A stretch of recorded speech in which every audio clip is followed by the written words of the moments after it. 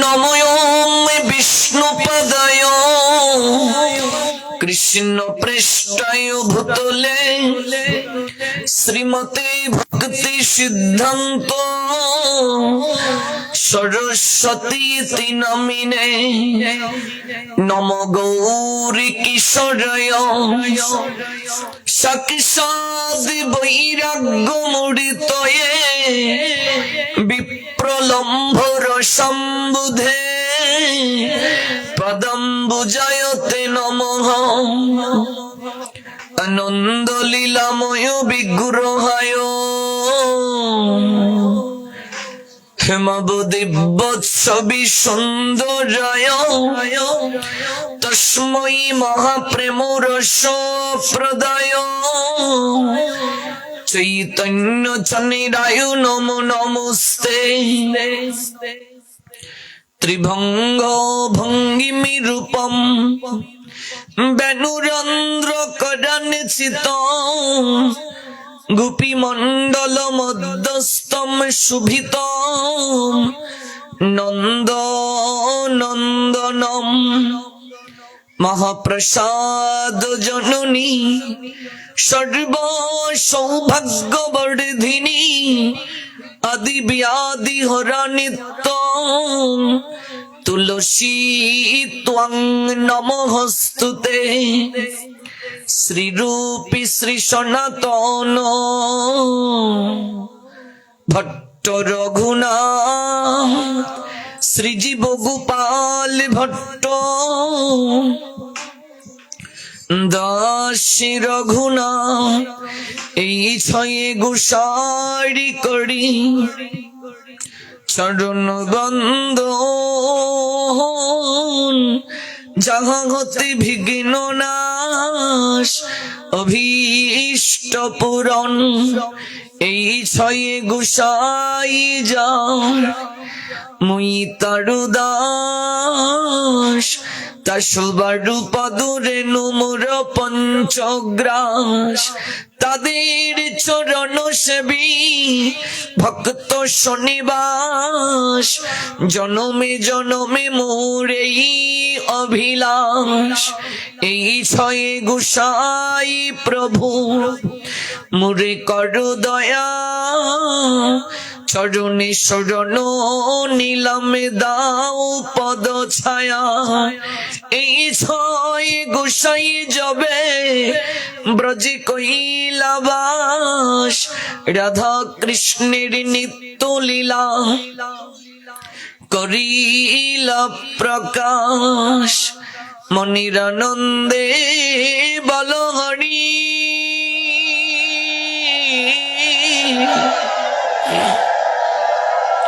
ভজ বৃন্দাবন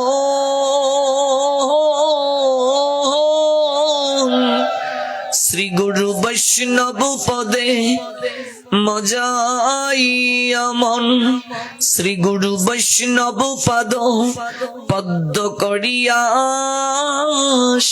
নাম সংকীর্তন কহে শ্রী নরোত্তম দাস। জয় শ্রী কৃষ্ণ চৈতন্য প্রভু নিত্যানন্দ শ্রী অদ্বৈত গদাধর শ্রীবাসদি শ্রী গৌর ভক্ত বৃন্দ হরে কৃষ্ণ কৃষ্ণ কৃষ্ণ হরে হরে হরে রাম রাম রাম হরে হরে হরে কৃষ্ণ কৃষ্ণ কৃষ্ণ হরে হরে হরে রাম রাম রাম হরে হরে হরে কৃষ্ণ কৃষ্ণ কৃষ্ণ হরে হরে হরে রাম রাম হরে হরে।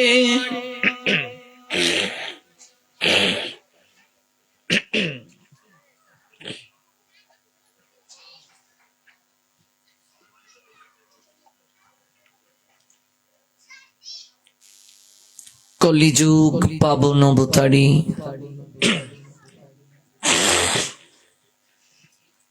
পরম প্রেমময় প্রেম পুরুষোত্তম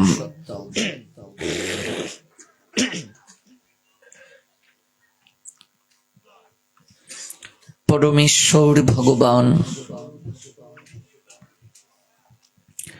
শ্রীকৃষ্ণ চৈতন্য মহাপ্রভু, যিনি অপার করুণার নিলয়, যিনি অপার করুণার বলয়, যিনি অপার করুণারই আলয়, কলিহত ভাগ্যাহত জীবের ভাগ্য গগনে উদিত পূর্ণ ইন্দু, পাপী তাপী ক্লিষ্ট ত্রিতাপ জ্বালায় জর্জরিত, কলিহত ভাগ্যাহত জীবের ভাগ্য গগনে উদিত পূর্ণ ইন্দু, যিনি জগতে অত্যন্ত পতিত যে পাষণ্ডী যে, তাকেও যিনি প্রাণী মারলেন না, হরিনাম দ্বারা চিত্তকে শোধন করে দিলেন।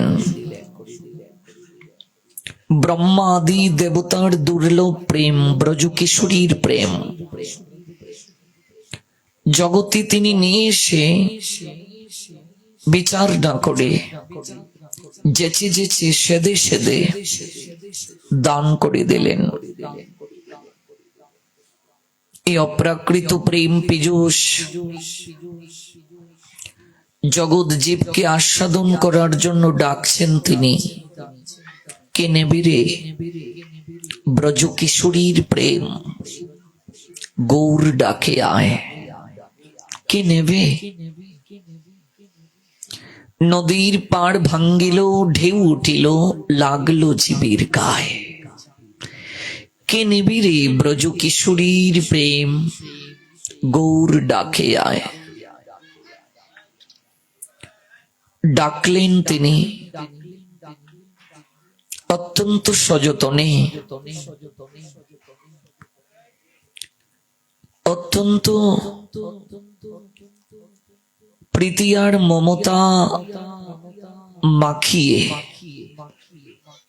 ঠিক মায়ের মতো।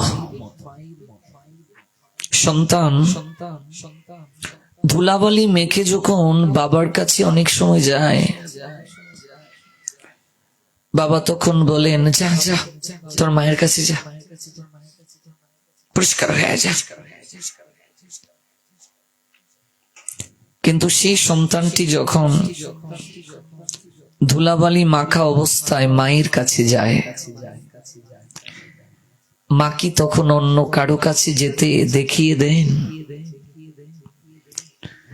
ওই ধুলাবালি মাখা অবস্থাতেই তিনি তাকে কোলে তুলে নেন,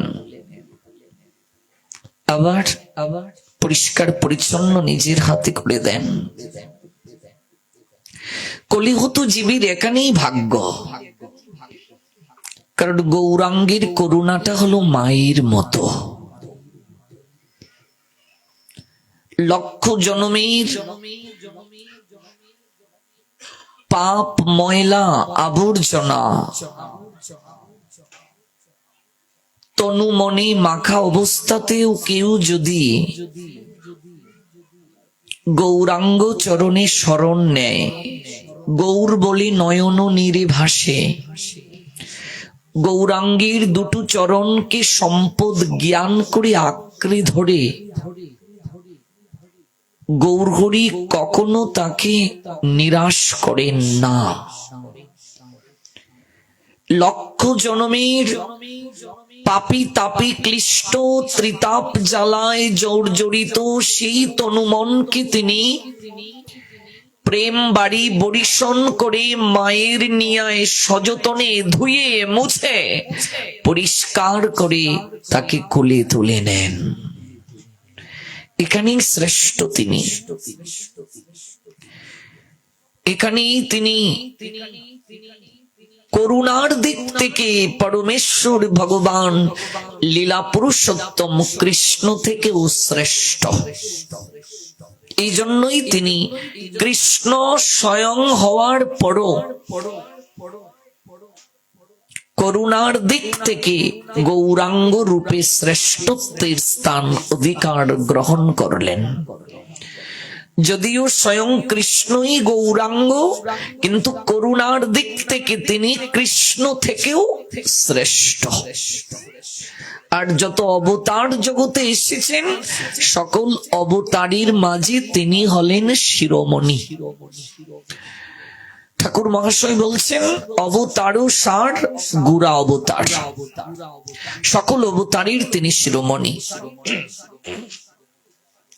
আবার বললেন একটু কষ্ট নিয়ে, কেন না ভজিলি তারে, যিনি এত করুণার নিলয়, করুণার দিক থেকে এত শ্রেষ্ঠ যিনি, কি কারণে তাকে তুমি ভজন করলে না? কি কারণে তাকে তুমি আপনার করে গ্রহণ করলে না? করি নিরিবাস, গেল না পিয়াস, আপন কর্ম ফেরে। এত করুণার নিলয়ে যিনি, এত করুণার বলয়ে যিনি, করুণার আলোয় যিনি, তাকে তুমি ভজন করলে না? তার চরণকে তুমি আঁকড়ে ধরলে না? নিজের কর্ম ফলে নিজে নিম্নগতি প্রাপ্ত হলে। গৌর চরণ কি পাশ কাটিয়ে তুমি করলে কি মন? কণ্টকের তরু সদাই সেবিলে। কণ্টক শব্দের অর্থ কাটা, তরু শব্দের অর্থ গাছ, কাটা যুক্ত গাছ। ওই কাটা যুক্ত গাছকে যদি কেউ সেবন করতে থাকে, জিহ্বা দ্বারা, দন্ত দ্বারা আস্বাদন করতে চায়, তাহলে মা জিহ্বাটার অবস্থা কি হবে? কেটে যাবে কিনা? রুধির প্রবাহিত হবে কিনা? কণ্টকেরও তরু সদাই সেবিলে রে মন, অমৃত পাইবার আসে। অমৃত প্রাপ্তির জন্য কাঁটাযুক্ত গাছটাকে যদি কেউ চিবুতে থাকে, তাহলে তার যেমন অমৃত প্রাপ্তি সম্ভব নয়, কেবল ওই জিহ্বা কর্তৃত হবে, রুধির প্রবাহিত হবে। কিন্তু যিনি প্রেম কল্পতরু, সেই গৌরাঙ্গকে সতত তুমি বিষ জ্ঞান করলে, তাহারে ভাবিলে বিষে। সৌরভেরও আসে পলাশ শুকিলে রে মন, নাসাতে পশিল কীট। একু দণ্ড বাভি কাঠ চুষিলে রে মন, কেমনই পাইবে মিঠ। আচ্ছা, পলাশ পুষ্প, এর মাঝে গ্রাণ আছে গো মা? কেউ যদি নাসিকার সম্মুখে নিয়ে পলাশ পুষ্পকে এরকম সৌরভ নেয়ার চেষ্টা করে, সৌরভ শব্দের অর্থ সুগন্ধ, সুগন্ধ নাসিকায় প্রবেশ করবে? বরং কীট যাবে। পুষ্পের মাঝে কীট থাকে, তো এই কীটটা নাকের ছিদ্র দিয়ে ঢুকে যাবে। আর কেউ যদি ইক্কু দণ্ড ভাবি, ইক্কু মানে বুঝেন তো, আখ। আমরা কই কুইশাইল, তোমরা কি দেখো কুইশাইল মা, তোমরা লাগে আমরা মিল আছে। তো এই আখকে যদি কেউ চুষতে থাকে, চিবুতে থাকে, রস পাবে। কিন্তু যদি একটা শুকনা কাষ্ঠকে আখ জ্ঞান করে, ইক্কু জ্ঞান করে চিবুতে থাকে, চুষতে থাকে, তাহলে কি মিষ্টি রস পাওয়া যাবে? সংসারটাকে আমরা ইক্কু দণ্ড বলে গ্রহণ করে নিয়েছি। খুব মিঠা রস এখানে। এটা দিল্লির লাড্ডুর ন্যায়। দিল্লির লাড্ডু যে খেয়েছে সে বলছে কেন খেলাম, আর যে খায় নাই শুধু শুনেছে একটু যদি খেতে পারতাম। তো যারা সংসারে যায়নি আমাদের বয়সী, ওরা বলছে শীত চলে গেল, বিয়ে করলাম না, সংসার হলো না। কি গো, আর যে সংসারে গিয়েছে সে বলে কেন সংসারে গেলাম, আপনাদের জীবনটাই ভালো, কত আনন্দে থাকেন আপনারা। দিল্লি কা লাড্ডু যে খেয়েছে সে পস্তায়, আর যে খায়নি সেও পস্তায়। বলে সংসারটাকে অনেকে ইক্কু দণ্ড ভাবে গ্রহণ করে নিয়েছে, খুব মিষ্টি রস আছে, কিন্তু সংসারে প্রবেশ করে গিয়ে দেখে না মিষ্টি রস নাই, এটা শুকনা কাঠ। আমার ঠিক বলেছেন নাকি মহাজন? তোমরা তো গিয়েছো, আমি তো আর যাইনি, আমি বলতে পারবো না। কারণ কয়েক বছর খুব ভালো, এরপরে আর ভালো লাগে না। প্রথম বছর দেখবি আহা বিবাহ বার্ষিকী কত সুন্দর ভাবে উদযাপন, আর কুফা এনে পুষ্প গুজে দেয়া হয়, বাদাম 10 টাকার হলেও প্রতিদিন ব্যবসা প্রতিষ্ঠান থেকে আসার সময় চুপি চুপি, নাও তোমার জন্য বাদাম, মা ঘুমিয়ে গেছে, নাও নাও। তারপর কোন দিন বিয়ে করেছে ওই বাড়ি মনে নাই, ঠিক না?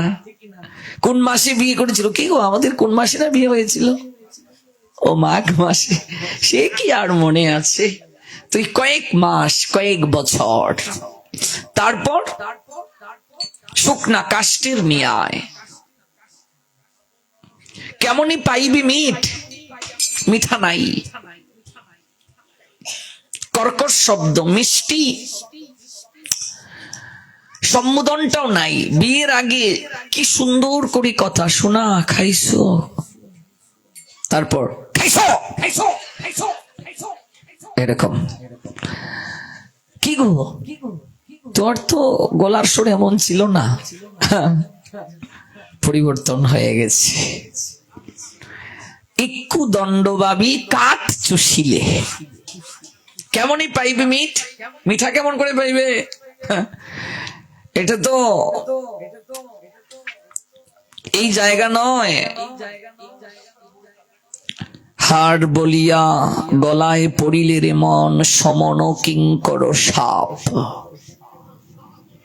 শীতল বলিয়া আগুন পুহালি, পাইলি বজ্র তাপ।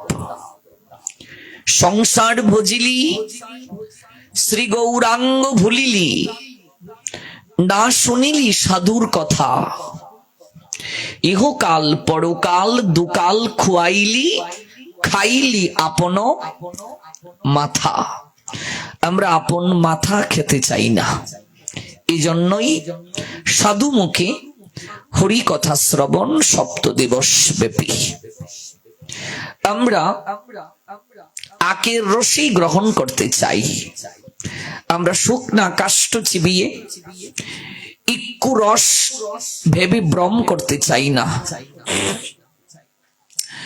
ইক্কু রসের থেকেও অত্যন্ত মিষ্টি, অত্যন্ত অমৃত ভগবানের কথামৃত, রসামৃত, তত্ত্ব সুধামৃত।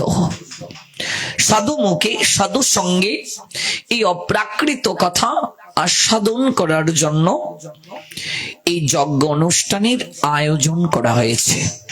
বাংলাদেশ কিশোরগঞ্জ জেলা কটিয়াদি উপজেলা পূর্বপাড়া শ্রী শ্রী ত্রিরত্ন মন্দির প্রাঙ্গণে দ্বিতীয় বাড়ির নিয়ায় আপনাদের এই মন্দির প্রাঙ্গণে আপনাদের চরণ দর্শনের সৌভাগ্য হলো আমার। বিগত অনুষ্ঠানে যখন এসেছিলাম এই পর্দা সব খুলে দিতে হয়েছিল, মনে আছে তো? আশা করি এই বছরও হবে। তবে আজ যেহেতু প্রথম রজনী, নির্ধারিত সময় থেকে একটু কাল ক্ষেপণ হয়েছে, কিন্তু আগামী কাল কিন্তু সময়কে আমরাও গুরুত্ব দেব আর আপনারাও গুরুত্ব দেবেন। ঠিক 8টায় যদি আমরা শুরু করতে পারি, আমরা সম্প্রীতিতে বিশ্বাসী, ধার্মিক মুসলমানদের আজান শেষ হওয়ার পরপরই আমরা আমাদের অনুষ্ঠান যদি শুরু করে দিতে পারি, তারপর আমরা একটু নৃত্য গীত করে স্বীয় স্বীয় গৃহে গমন করতে পারবো। আবার আমাদের ভোরবেলা মঙ্গল আরতি আছে, রাত 3টাতে শয়ন করলেও তো আমাদের প্রভাতের ডিউটি করতেই হবে। আমাদেরও উঠতে অনেকটা কষ্ট হয়ে যায় যদি গভীর রাত হয়ে যায়। এই জন্য আমরা আগামীকাল থেকে একটু সময়কে গুরুত্ব প্রদান করে নির্ধারিত সময়ে এই যজ্ঞস্থলে উপবেশন করব। আমি আয়োজনকারী ভক্তবৃন্দের প্রতি বিশেষ কৃতজ্ঞতা নিবেদন করছি। বিশেষ করে শ্রীযুক্ত সুমন সাহা অর্থাৎ সুমন কৃষ্ণ দাস প্রভুজি, তিনি দীর্ঘ সময়েই আমার সঙ্গে যোগাযোগ রক্ষা করেন। গত বছরও তিনি এই অনুষ্ঠানটা নিয়ে খুবই আগ্রহী ছিলেন, কিন্তু বিশেষ কারণে তাকে ভারতে যেতে হয়েছিল।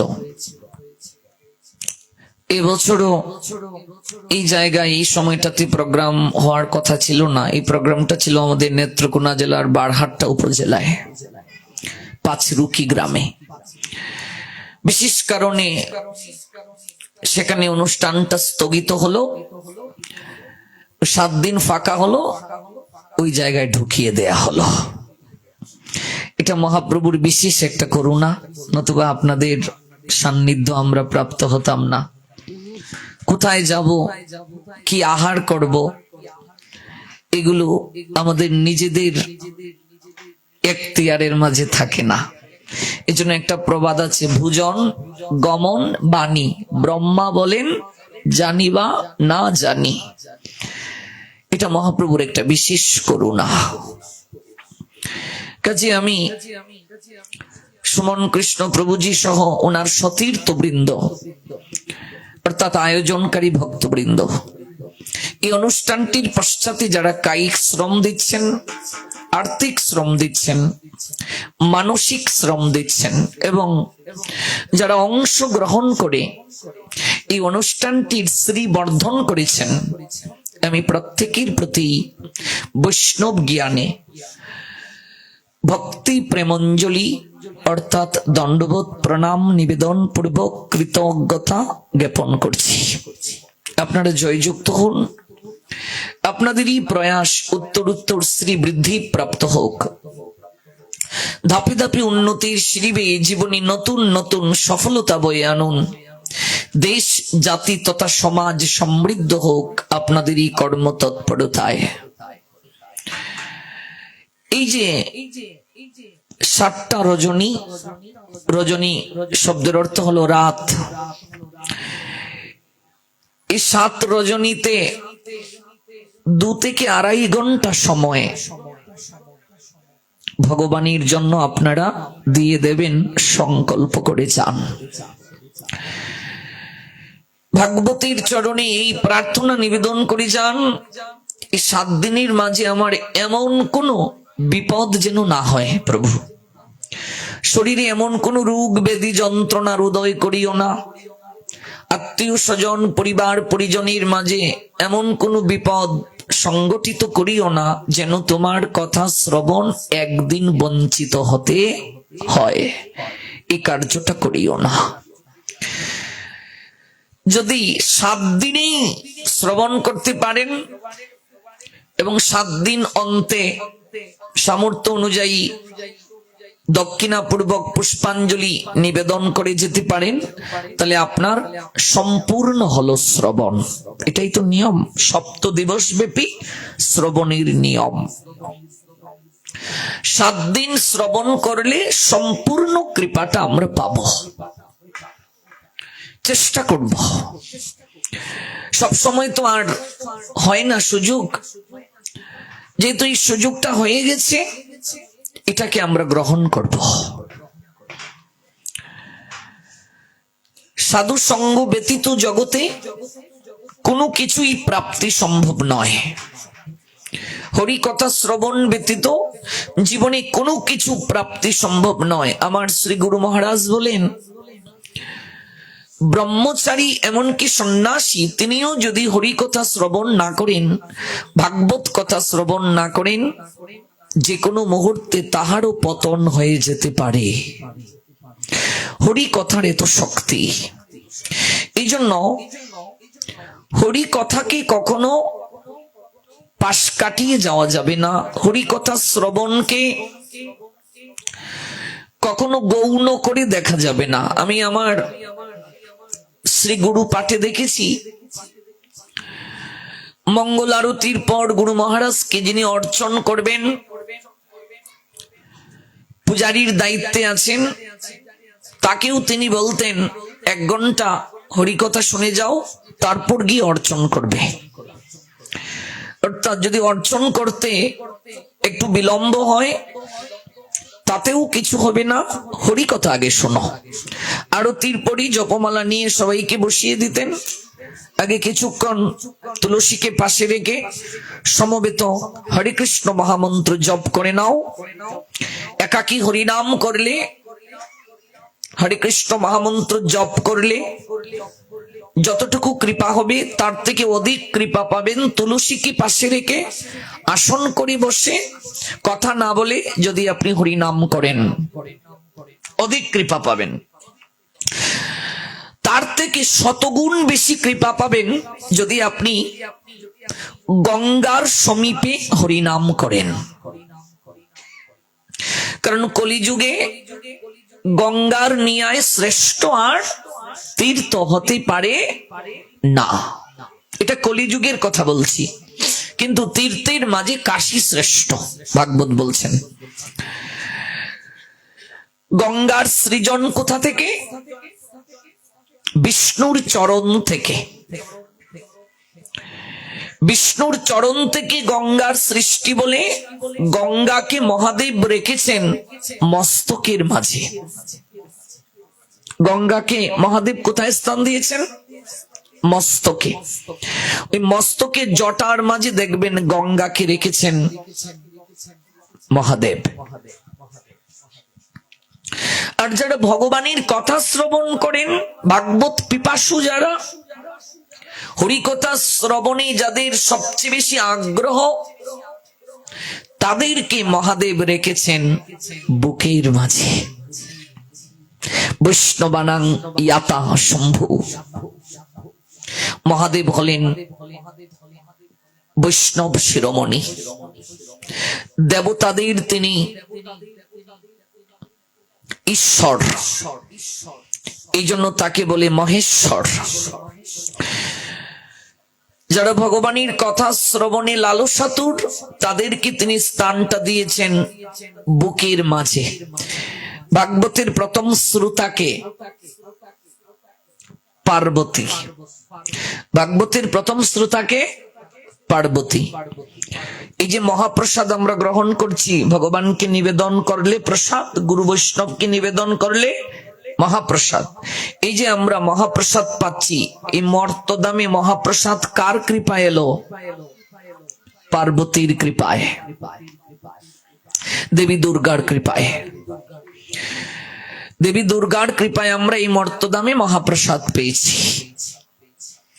এই পার্বতী কিংবা দুর্গা হলেন ভাগবতের প্রথম শ্রোতা। মহাদেব ভাগবত আস্বাদন করছেন, পার্বতী শ্রোতা। পার্বতীকে বলছেন মাঝে মাঝে তুমি এই যে শ্রবণ করছো, আমাকে উৎসাহ দান করবে। বক্তা যদি বলেই যান, শ্রোতা যদি মাঝে মাঝে বক্তাকে উৎসাহ না দেন, বক্তার বলতে কি ভালো লাগবে? বক্তা বলে যাচ্ছে না, শ্রোতা যদি নাক ডাকেন, বক্তারও ঘুম পেয়ে যাবে। আমি একটা জায়গার ঘটনা বলি। পন্তীর্থে কোনো একটা প্যান্ডেলে করোনার আগে একজন পাঠ করছেন, এমন ভাবে পাঠ করছেন, গিয়ে দেখি প্যান্ডেলে সবাই নাক ডেকে ঘুমাচ্ছে। সবাই ঘুমাচ্ছে, কয়েকজন আছে বুড়ো মানুষ, ওরা এরকম চাদর গা দিয়ে মধ্যরাত্রিতে, আর বাকিরা ঘুমাচ্ছে। কেমন? তো এবার যদি শ্রোতা যদি ঘুমিয়ে যায়, তো বক্তা কি করবে?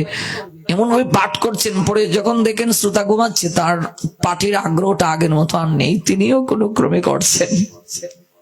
এই জন্য মাঝে মাঝে কি বলতে হয়? হরিবল বলতে হয়, প্রেম ধ্বনি দিতে হয়, হরিধ্বনি দিতে হয়, আর উলুধ্বনি দিতে হয়। তাহলে কলি গ্রাস করতে পারবে না, কলির শিষ্যরা দ্রুত পলায়ন করবে। আর যদি কারো ঘুম এসে যায়, সেও জেগে যাবে। তো পার্বতীকে বলছেন, তুমি মাঝে মাঝে এই যে শ্রবণ করছো, তুমি যে শ্রবণ করছো, আমাকে একটু উৎসাহ দিও, সায় দিও।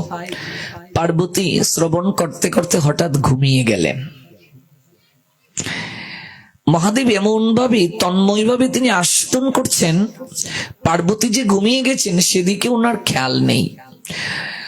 যে গাছের নিচে বসে মহাদেব শ্রবণ করাচ্ছেন ভাগবতীর কথা, ওই গাছের ডালেই ছিল একটা শুক পাখি বসা। ওই পাখিটা সায় দিচ্ছে। এখন শ্রবণ যখন করানো শেষ হলো, মহাদেব দেখছেন এই কি, পার্বতী তো ঘুমিয়ে গেছেন, তাহলে সায় দিল কে? হ্যাঁ, তাকিয়ে দেখছেন একটা শুক পাখি। বলছেন, এই তুমি চুরি করে এই অপ্রাকৃত জ্ঞান নিয়ে যাচ্ছ, দক্ষিণা দিয়ে যাও। কেমন? শ্রবণ করলে তো দক্ষিণা দিতে হয়, দক্ষিণা দিয়ে যাও। শুক পাখি ভাবছি আমার প্রাণদণ্ড যাবে, দৌড় দিয়েছে। আর মহাদেব ত্রিশূল হাতে নিয়ে পিছনে দৌড় দিয়েছেন। শুক পাখিটা বিথিকা, বিথিকা কে গো? ব্যাসদেবের স্ত্রীর নাম হলো বিথিকা। ওই ঘৃতাচি নামক অপ্সরা বিথিকা হয়ে এলেন ব্যাসদেবের স্ত্রী হয়ে। কৃষ্ণ দ্বৈপায়ন বেদব্যাস, যার কৃপায় আমরা ভাগবত পেলাম। ওই বিথিকার মুখ গহ্বর দিয়ে প্রবেশ করে ফেলল। আমায় আশ্রয় দাও মা, মা বলে ডেকে আশ্রয় দাও প্রার্থনা করলেন। ওই শুক পাখিটাই পরবর্তীতে শুকদেব রূপে জগতে এলেন। সম্পূর্ণ ভাগবত আয়ত্ত করে জগৎ জীবীর কল্যাণের নিমিত্তে তিনি পৃথিবীতে এলেন। আর তিনি পরীক্ষিত মহারাজকে কেন্দ্র করে জগৎ জীবকে, আমাদেরকে মৃত্যু পথযাত্রী, আমরা মৃত্যু পথযাত্রী পরীক্ষিত রূপ সকল সংসারী জীবদেরকে এই অপ্রাকৃত জ্ঞান অমৃত আস্বাদন করানোর সুযোগ দিলেন।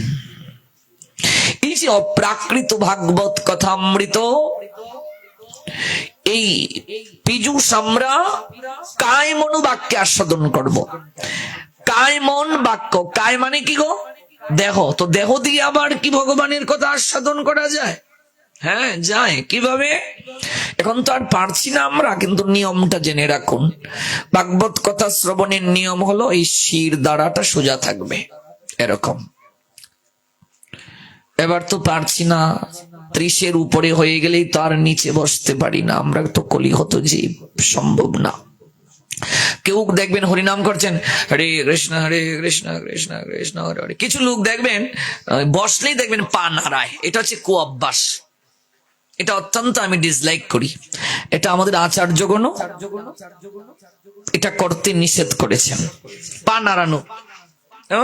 এরকম পা নাড়ায় কিছু আছে, লোক আছে কিনা এরকম পা নাড়ায়। তো হরে কৃষ্ণ কৃষ্ণ কৃষ্ণ হরে হরে, হরে রাম রাম রাম এরকম কিছু লোক করে কিনা? এটাও কিন্তু হরে কৃষ্ণ মহামন্ত্র জপের ক্ষেত্রে অপরাধ বলে গণ্য। এমনকি ভগবানের কথা কেউ শুনছে আর এমন করছে।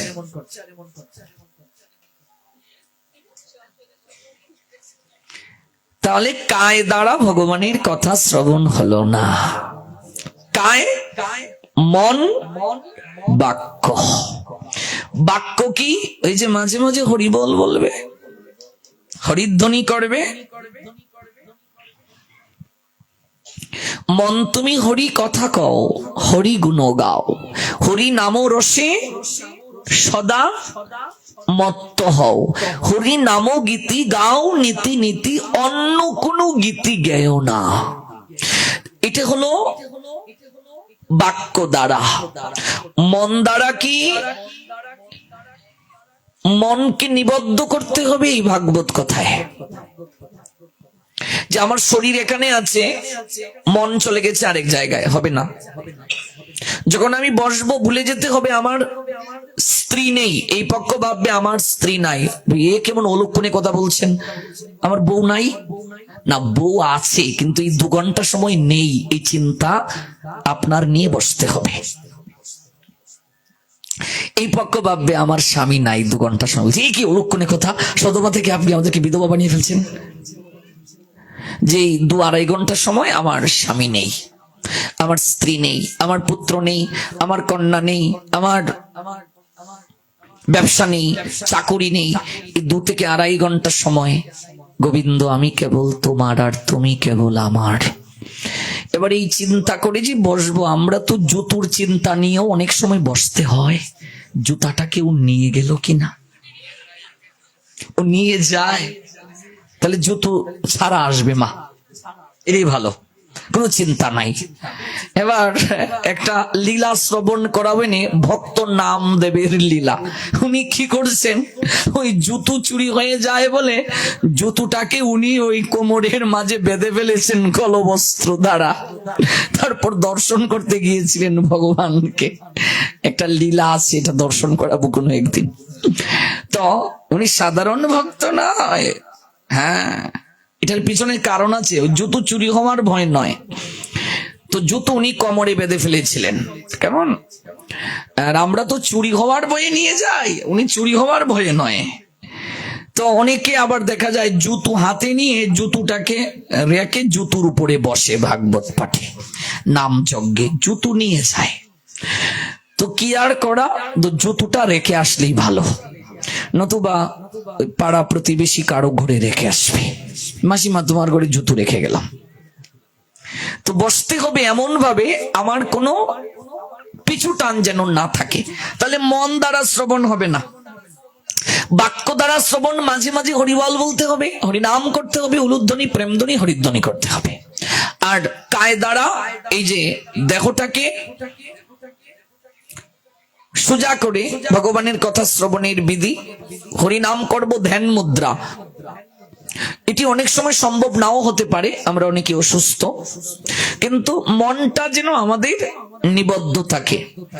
যখন আপনি এইভাবে হরিনাম করবেন, তুলসীকে পাশে রেখে, আপনি যতটুকু কৃপা পাবেন তার থেকে 100 গুণ বেশি কৃপা পাবেন গঙ্গার নিকটে যদি আপনি হরিনাম করেন। এটাই তো প্রসঙ্গ ছিল, গঙ্গা সৃজন হয়েছে বিষ্ণুর চরণ থেকে, ওই গঙ্গাকে রেখেছেন মহাদেব তার মস্তকের উপরে, আর ভগবানের কথা যে শ্রবণ করে তাকে রেখেছেন মহাদেব বুকের মাঝে। গঙ্গায় স্নান করলে পবিত্র হয় মানুষ, কিন্তু ভগবানের কথা গঙ্গা, এই যে কৃষ্ণ কথামৃত, এটিও গঙ্গা সদৃশ। এটি কর্ণমূল দিয়ে প্রবেশ করলেই আপনি পবিত্র হয়ে যাবেন, আপনাকে স্নান করার দরকার নাই। সাধু দর্শন করলেই আপনি কোটি কোটি গঙ্গা স্নানের ফল পাবেন। আর কর্ণমূল দিয়ে যখন এই কথাটা যাবে, পরিষ্কার হয়ে যাবে। সই কেবা শোনাইল শ্যাম নাম, কানেরু ভিতর দিয়া মরমে পশিল গো, আকুল করিল মনপ্রাণ। সখী রে, আমি আমার মাঝে থাকি না, আমি কোথায় যেন হারিয়ে যাই। না জানি কতেক মধু শ্যাম নামে আছে গো, বদন ছাড়িতে নাহি পারে। জপিতে জপিতে নাম ওই শোন করিল গো, সখী কেমনে পাইব আমি তারে। এই যে আকুলতা, এই আকুলতা নিয়ে আমাকে এখানে বসতে হবে। সাধু সঙ্গে কেন বসতে হবে? একাকী আমার নাহি পায় বল, হরিনাম সংকীর্তনে। তুমি কৃপা করি শ্রদ্ধা বিন্দু দিয়া দেখো কৃষ্ণ নামধনে, কৃষ্ণ সে তোমারও, কৃষ্ণ দিতে পারো, সে শক্তি তোমারও আছে। আমি তো কাঙ্গাল, কৃষ্ণ কৃষ্ণ বলে দায়ী তব পাছে পাছে। আপনি যত ভালো স্টুডেন্ট হন না কেন, ইনস্টিটিউশনে যদি অ্যাডমিশন না নেন, বাড়িতে যতই পড়াশোনা করেন, আপনার কি কখনো ক্লাস উন্নতি হবে? আপনার কি পরীক্ষায় কৃতকার্য আসবে? এই জন্য ইনস্টিটিউশনে ভর্তি হতে হয়। ভগবান সর্বত্র আছেন, কিন্তু মন্দিরে ভগবান বিশেষভাবে বিরাজমান। আমি ডাকলেও ভগবান শুনবেন যদি ভগবানের সঙ্গে আমার সেরকম সম্বন্ধ হয়ে যায়। সম্বন্ধ হয়নি বলেই যার সঙ্গে সম্বন্ধ হয়েছে তার চরণ পশ্চাতে বসে তাকে সঙ্গে নিয়ে সম্বন্ধ করার জন্য ওই ভগবানের কাছে আমি আবেদন জানাতে যাব। বৈষ্ণবের আবেদনে কৃষ্ণ দয়াময়, বৈষ্ণব আবেদনে কৃষ্ণ হন সদয়, ভক্তিবিনোদ ঠাকুর বলছেন। এই জন্য আসতে হবে গুরু বৈষ্ণবের নৈকট্যে। গুরু কৃপা ছাড়া, বৈষ্ণব কৃপা ছাড়া কোনদিন গৌরাঙ্গের নিকটে যাওয়া যায় না। নরেন গিয়ে বলছে ঠাকুর রামকৃষ্ণকে, ঠাকুর ঈশ্বর আরাধনা করব, আবার একটা মাধ্যম ধরার দরকারটা কি? সরাসরি তো আমি যেতে পারি তার কাছে। ঠাকুর মুস্কি হাসলেন, নরেন আগামীকাল আসো, উত্তর দেব তোমাকে। পরদিন নরেন আবার গিয়ে বলছে ঠাকুর আমার প্রশ্নের উত্তর। নরেনকে চিনেছেন তো? বিশ্ববরেণ্য বিবেকানন্দ। নরেন একটু আগুন নিয়ে আসো আমার জন্য। ঠাকুর আমার উত্তর তো দেব, যাও আগুন নিয়ে আসো। নরেন একটা কাঠের মাঝে আগুন ধরিয়ে নিয়ে ঠাকুরকে বলছে ঠাকুর এই নিন আগুন। কাষ্টির একদিকে নরেন হস্ত দিয়ে ধরেছে, সামনের অংশে আগুন দাউ দাউ করে জ্বলছে। ঠাকুর বললেন নরেন আমি তোমাকে আগুন আনতে বলছি, তুমি কাষ্ঠ কেন আনলে? নরেন হেসে বলছে ঠাকুর আগুনটা আনবো কি করে? একটা মাধ্যম ছাড়া কি আগুনটা আনা যায়? ঠাকুর মুস্কি এসে বললেন নরেন মাধ্যম ছাড়া আগুন আনা যায় না। হ্যাঁ, যাকে চিনো না, জানো না, কোন রাস্তায় তার কাছে যেতে হয় কিচ্ছু তোমার জানা নাই, কোন মন্ত্রে তাকে ডাকতে হয় তাও জানো না, কিসে তিনি সন্তুষ্ট জানো না, তার কি প্রিয় অপ্রিয় তুমি জানো না, তাহলে মাধ্যম ছাড়া তুমি তার কাছে যাবে কি করে? গৌর প্রেমানন্দে ওই মাধ্যমটাই গুরু বৈষ্ণব নরেন, এটি ছাড়া কোনোদিন সম্ভব নয়। নরেনের মনে ধাক্কা খেলো, সত্যি তো, সত্যি তো। নরেন পরবর্তীতে বিশ্ববরেণ্য বিবেকানন্দ হলেন। আমেরিকায় বজ্রকণ্ঠে এই ভারতবর্ষের সুনামকে তিনি অক্ষুণ্ণ রেখেছিলেন। সনাতন ধর্মের বিজয়ের পতাকা তিনি উড়িয়েছিলেন। বিবেকানন্দ রূপে মানুষ হয়ে আজ তিনি দেবতার আসন প্রাপ্ত হলেন। মানুষ উপরে উঠে সাধনায়, মনুষ্য দেবতার আসন প্রাপ্ত হয় সাধনার দ্বারা। এই জন্যই গুরু বৈষ্ণবের নিকটে যেতে হয়, তার কৃপা ছাড়া সম্ভব নয়। অনেকেই চেষ্টা করেছেন, সফল হননি। রঘুনাথ দাস ষড়গোস্বামীপাদের অন্যতম, তিনিও গুরু বৈষ্ণব পাশ কাটিয়ে দুবার গৌরাঙ্গের নিকটে অদ্বৈত নিকেতন শান্তিপুরে গেলেন। মহাপ্রভু ফিরিয়ে দিলেন, স্থির হইয়া ঘরে যাও, না হইও বাতুল, ক্রমে ক্রমে পায় লোক ভব সিন্ধু কুল। মর্কট বৈরাগ্য না করিও লোক দেখাইয়া, যথাযোগ্য বিষয় বুঞ্জ অনাসক্ত হইয়া। ফিরিয়ে দিলেন দুবার। কত চেষ্টা করলেন সংসার থেকে পালিয়ে যাওয়ার জন্য, বারংবার তার বাবার যেটা লোক দিয়ে ধরে আনে, কিছুতেই তার সংসার বন্ধন গুছে না। পরবর্তীতে নিত্যানন্দ প্রভুর চরণে শরণ নিয়ে ওই পানিহাটিতে বটবৃক্ষের নিচে নিতাই কৃপায় চিরাদধি দণ্ড মহোৎসব দিয়ে সাধু সেবা করিয়ে স্বরূপ দামোদরের চরণে গুরু চরণে সমর্পিত হয়েছিলেন। অতঃপর তিনি গৌর কৃপা প্রাপ্ত হয়েছিলেন। এটি হলো গৌড়ীয় বৈষ্ণবদের দর্শন, পরম্পরা, আনুগত্য। আপনি যেমন আপনার বাবাকে মেনেছেন, আপনার বাবা যেমন আপনার বাবাকে মেনেছে, তার বাবা যেমন তার বাবাকে মেনেছে, আপনার সন্তানও আপনাকে মানছে। এটিই বলে আনুগত্য। এই আনুগত্য থেকে যদি কেউ সরে যায়, সমাজ বিশৃঙ্খল হবে কিনা? যদি কনিষ্ঠ জ্যেষ্ঠকে না মানে, তাহলে কনিষ্ঠ যেদিন জ্যেষ্ঠ হবে তার কনিষ্ঠ কি তাকে মানবে? মানবে না। প্রত্যেকটা সেক্টরে, চাকরি ক্ষেত্রেও সেরকম ব্যবস্থা আছে কিনা? আছে। এটিকে পাশ কাটিয়ে যাওয়া যাবে না, সম্ভব নয়। গুরু বৈষ্ণব মাধ্যম, তবে শিষ্য গুরুকে ভগবানের সাকার রূপে গ্রহণ করবে। চৈতন্য চরিতামৃতে শ্রী কৃষ্ণদাস কবিরাজ গোস্বামী পাদ বললেন, যদ্যপি আমার গুরু চৈতন্যের দাস, তথাপি জানিও তারে তাহারই প্রকাশ। যদ্যপি অর্থাৎ যদিও আমার গুরু স্বয়ং ভগবান শ্রীকৃষ্ণ চৈতন্যের সেবক, কিন্তু আমি তাকে স্বয়ং চৈতন্যের স্বরূপে গ্রহণ করি, দর্শন করি, সেবা করি, ভালোবাসি। শ্রী বিশ্বনাথ চক্রবর্তী ঠাকুর বললেন, সাক্ষাৎ হরিতেন সমস্ত শাস্ত্রই রুক্তস্ততা ভাববত এব সদ্বি, কিন্তু প্রভুর্য প্রিয় এব তস্য বন্ধে গুরুশ্রী চরণারবিন্দম। নিখিল শাস্ত্র এক বাক্যে বলেছেন, ভগবান শ্রীহরির অভিন্ন স্বরূপ হলেন পরম দয়াল শ্রী গুরুদেব। ওই তার কৃপাটাই একমাত্র আমার সম্বল।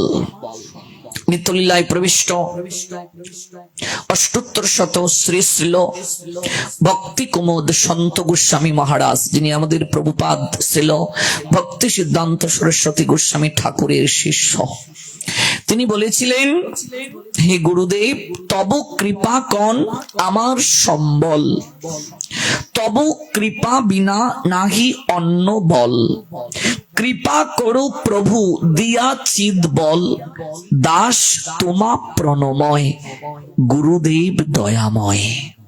প্রাণীর যাতনা জানাবো কি তোমা, হয়েছে জীবন যন্ত্রণাময়। তোমার কৃপা কণাই হলো আমার একমাত্র সম্বল। তোমার কৃপা ছাড়া আমার কোনো শক্তি নাই গুরুদেব। তুমি আমায় কৃপা দিয়ে এই হৃদয়ের মাঝে শক্তি দাও। আমি তোমার চরণে সতত প্রণাম নিবেদন করি। ওই প্রয়াগে, ভারতের প্রয়াগে একজন পুলিশ অফিসার,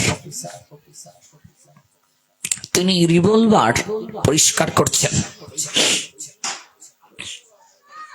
আর মাত্র কয়েক বছর তার চাকুরি আছে অবসর হওয়ার। ছোট্ট নাতি দাদুর কাছে গিয়ে বলছে, অর্থাৎ এই পুলিশ অফিসারের কাছে গিয়ে বলছে, ও দাদু, এটা কি গো, কি করছো? বলছে, দড়িসটা সরে যা, এটা গুলি আছে। গুলি? বলছে, এটা দিয়ে কি করে? বলছে, এটা যদি এমন করে ফুস করে, তাহলে ভেতরে গেলেই মরে যায়। বলছে, দাদু আমায় একটা গুলি করো।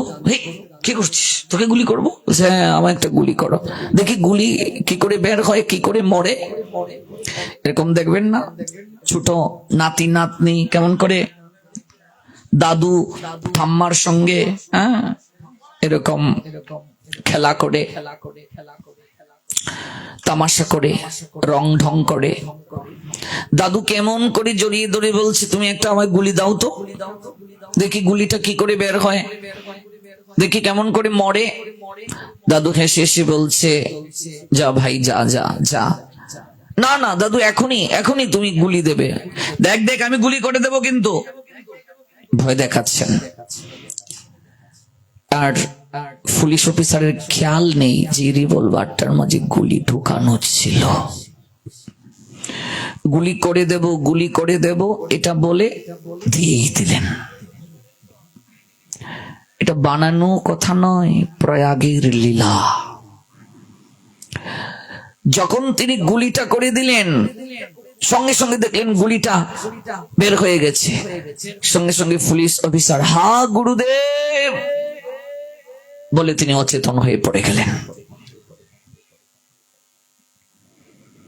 গুলির শব্দ শুনে সবাই ফিরে এসেছে। আশেপাশে ছিল যারা, কি ব্যাপারে তো শব্দ, মেয়েটা এসেছে, কি হয়েছে বাবা? মেয়ের ঘরের নাতি এটা, কথা বলছো না কেন? শীঘ্র করে জল আনলো, চোখে মুখে জল দিল, চোখটা খুললো। মারে তুই আমায় ক্ষমা করে দে, আমি অপরাধী, আমি তোর ছেলেকে গুলি করে ফেলেছি। কি বলছো? কখন গুলি করলে? আমার ছেলের তো কিছু হয়নি, ওই দেখো দাঁড়িয়ে আছে। কি বলছো তুমি? পুলিশ অফিসার তাকিয়ে দেখছেন তার নাতি তার কাছে দাঁড়িয়ে আছে। দাদু কি হয়েছে তোমার? কথা বলছো না যে? তুমি না বললে গুলি করলে লাগে মরে যায়, কই? অবাক হয়ে গেলেন পুলিশ অফিসার, কোনো কথা বললেন না। আমায় একটু একা থাকতে দে তো মা। মেয়েটা অবাক হয়ে বলছে, বাবার কি হলো? সারা রাত ঘুমাননি, গুলিটা গেল কোথায়? সকালবেলা দরজায় করাঘাত করা হলো, দরজাটা খুলে দেয়া হলো। একজন বৈষ্ণব দাঁড়িয়ে আছেন। আরে সাধু দর্শন সকালবেলা, ভেতরে আসুন। কোথা থেকে এলেন? বলছেন আমাকে পাঠিয়েছেন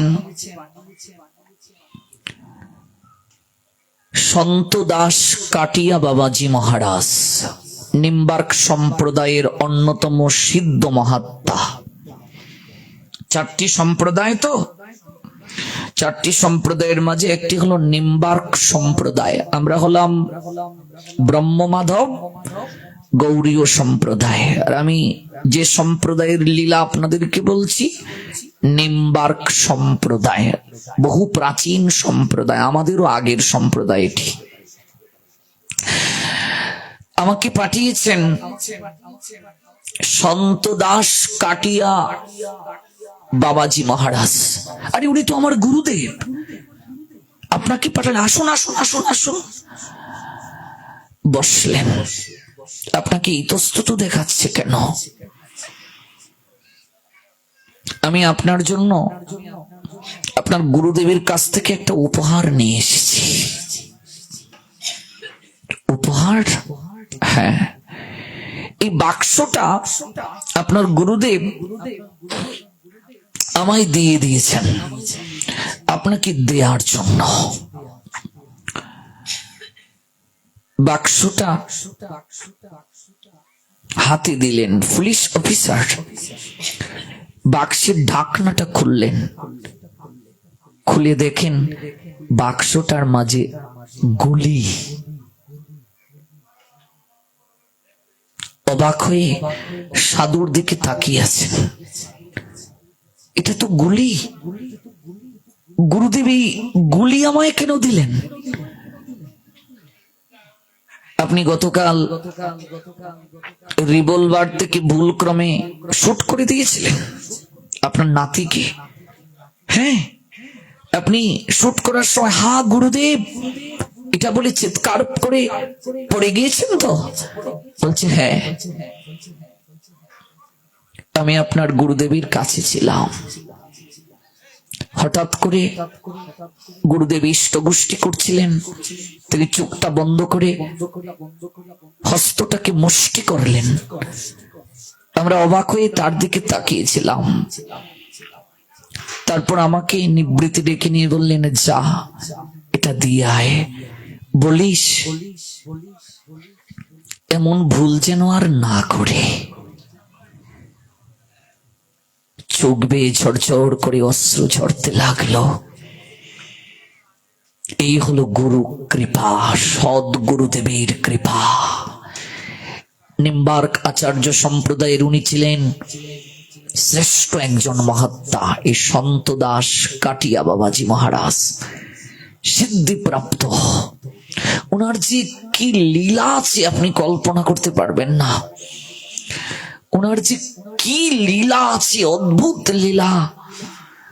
ওনার এমন অনেক শিষ্য আছে, সমুদ্রের মাঝে জাহাজ ডুবে গিয়েছিল, হা গুরুদেব কেবল বলেছিলেন, কিচ্ছু হয়নি। এই জন্য তত্ত্বদ্রষ্টা গুরুদেবের কৃপা প্রাপ্তি সবার ভাগ্যে হয় না। আর যার ভাগ্যে হয়েছে সেও গুরু কি ধন চিনতে পারে না রে মা। সবার দ্বারা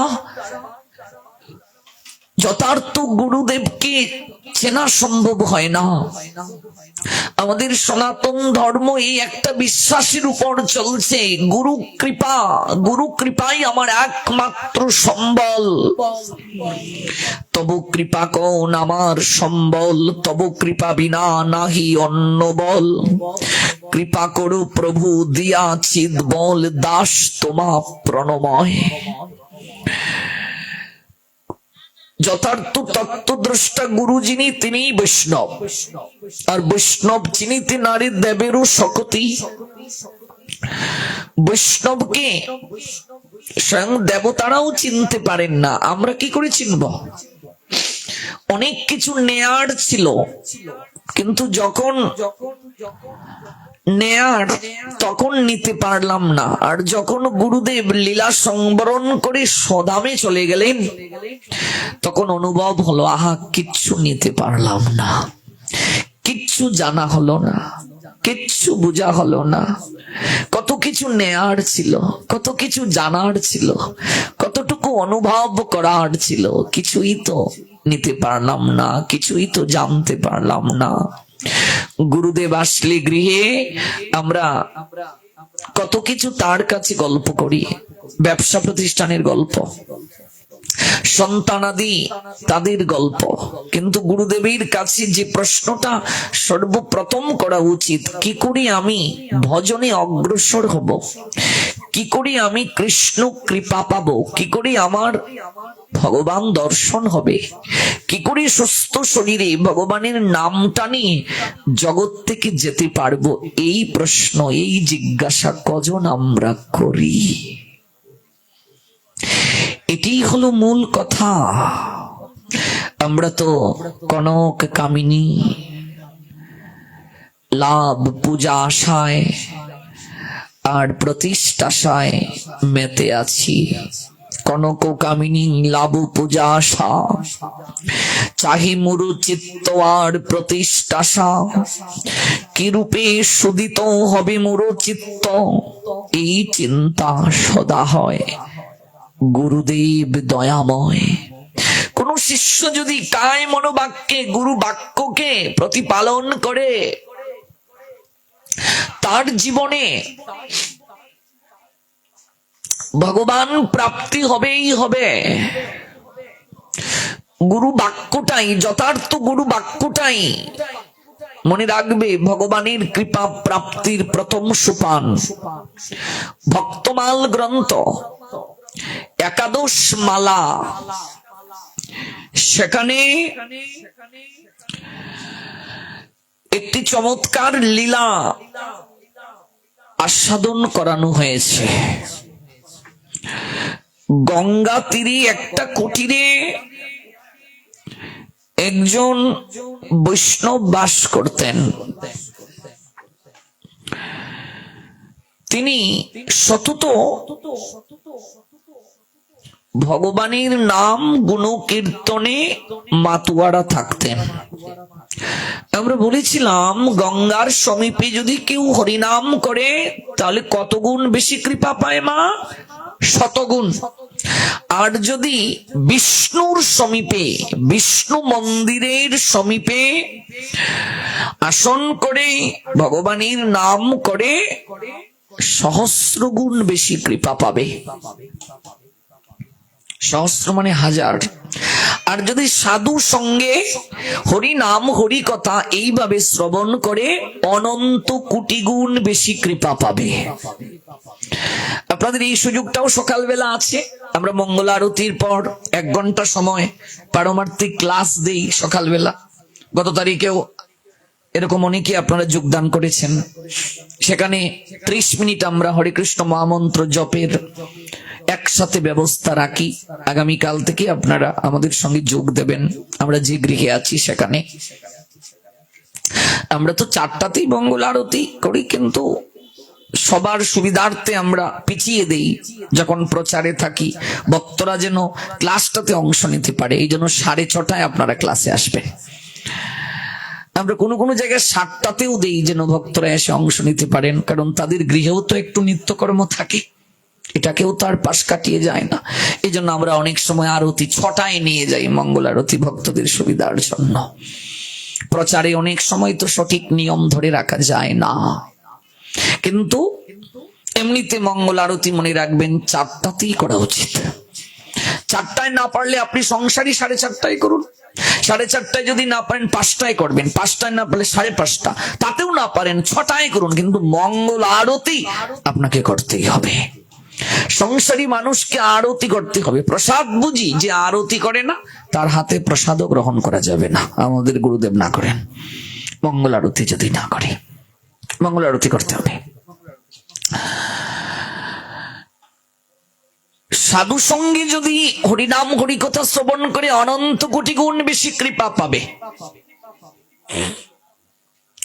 গুরু সান্নিধ্যে যদি হয় তাহলে তো আর কথাই নাই। তাই সেই ভক্ত প্রবর গুরু চরণে প্রণাম দিয়ে বলছেন, হে গুরুদেব, আপনার চরণ সেবায় আপনি আমাকে কৃপা করে সুযোগ দিয়েছেন, এটা বহু জন্মের সৌভাগ্য আমার। বহু জন্মের সৌভাগ্য থাকলেই গুরু বৈষ্ণবের সেবা করার সুযোগ হয় রে মা। বহু জন্মের ভাগ্য থাকলে বৈষ্ণব আসিয়া মিলে। আমার গৃহে সাধু এসেছেন, বৈষ্ণব এসেছেন। ভাববেন না যে অর্থ থাকলেই সাধু আসবে। অর্থ থাকলেই, কেবল অর্থের লোভে যারা আসে তারা প্রকৃত সাধু না। আর অর্থ থাকলেই যে সাধুকে আমার গৃহে আনা যাবে তাও সম্ভব না। এই চিন্তাটা ভিতরে যদি কেউ আনে সেটিও তার মূর্খতা। যেমন অর্থ থাকলেই ধামে যাওয়া যায় না, তীর্থে যাওয়া যায় না, রাধারানীর কৃপা প্রয়োজন হয়। এই তো আমার জীবনের কথাই বলি। পাসপোর্ট করলাম, আজ থেকে আরো আপনাদেরকে আমি 10 বছর আগের কথা বলছি। এবার একসঙ্গে পাসপোর্ট দিলাম ভিসার জন্য। তো বাড়ি থেকে সবকিছু গুছিয়ে আত্মীয় স্বজন তাদের বাড়িতেও গেলাম, প্রণাম দিলাম, দিয়ে একেবারে লাখিস গুছিয়ে সিলেট গেলাম। এবার সবার ভিসা এলো, আমার ভিসা এলো না। আচ্ছা ভাবুন তো কষ্টটা কেমন হবে। সঙ্গীর সঙ্গী ছিল হরিদাস, মহাপ্রভু কেঁদেছিলেন, সে আমায় পাশরে গেল। নিতাই চাঁদের চরণ জড়িয়ে ধরে বলছেন, ভাই আমি ব্রজে যাব, মেঘে খাবো, অসার প্রাণার রাখবো না।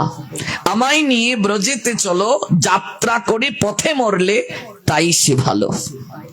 আমার চোখের সামনে আমার সঙ্গে তিনি গিয়ে উঠলেন বাসে, আর সবাই যাচ্ছেন, আর বাস ছাড়লো। যতক্ষণ বাস দেখা যাচ্ছে আমি তাকিয়ে তাকিয়ে রইলাম। তখনই আমি বুঝলাম রাধারানীর কৃপা না হলে সম্ভব নয়। মনে মনে এরকম একটা চিন্তা এসেছিল আমার, যে আমি এত অল্প বয়সে বৃন্দাবনে যাচ্ছি। এই একটা চিন্তা আসার কারণে রাধারানী আমাকে মাইনাস করলেন, যা তোর অহংকার আছে তুই মাইনাস। এটা আমার জীবনের কথা আমি বলতেছি, এগুলো অভিজ্ঞতা, এগুলো শাস্ত্রগ্রন্থ পড়েও পাবেন না। নিজের জীবনের অভিজ্ঞতা থেকে যাহা প্রাপ্তি হয়, যে অনুভব আসে, শরণাগতি ছাড়া কোনোদিন হয় না রে মা। গুরু সেবা, বৈষ্ণব সেবা, সাধুগুরুর কৃপা পাওয়া, গৃহে আসা, এটাও পূর্বজন্মের সৌভাগ্যের বিষয়। পূর্বজন্মের পূর্বপুরুষদের কৃপা হলেই সাধুগুরু বৈষ্ণবের গৃহে আগমন হয়, তাদের সেবা করার সুযোগ হয়, সাধু সঙ্গ করার সুযোগ হয়, ভগবানের কথা শ্রবণের সুযোগ হয়। গুরুদেব, আপনি যে আমায় কৃপা করে সুযোগ দিলেন, এটা তো আমার পরম প্রাপ্তি। কিন্তু আপনি কিছুদিনের জন্য, আপনি অন্যত্র ভজনের জন্য একাকী যাচ্ছেন, আমাকে আপনার সঙ্গে নিয়ে চলুন। আপনাকে ছাড়া আমি কেমন করে থাকবো?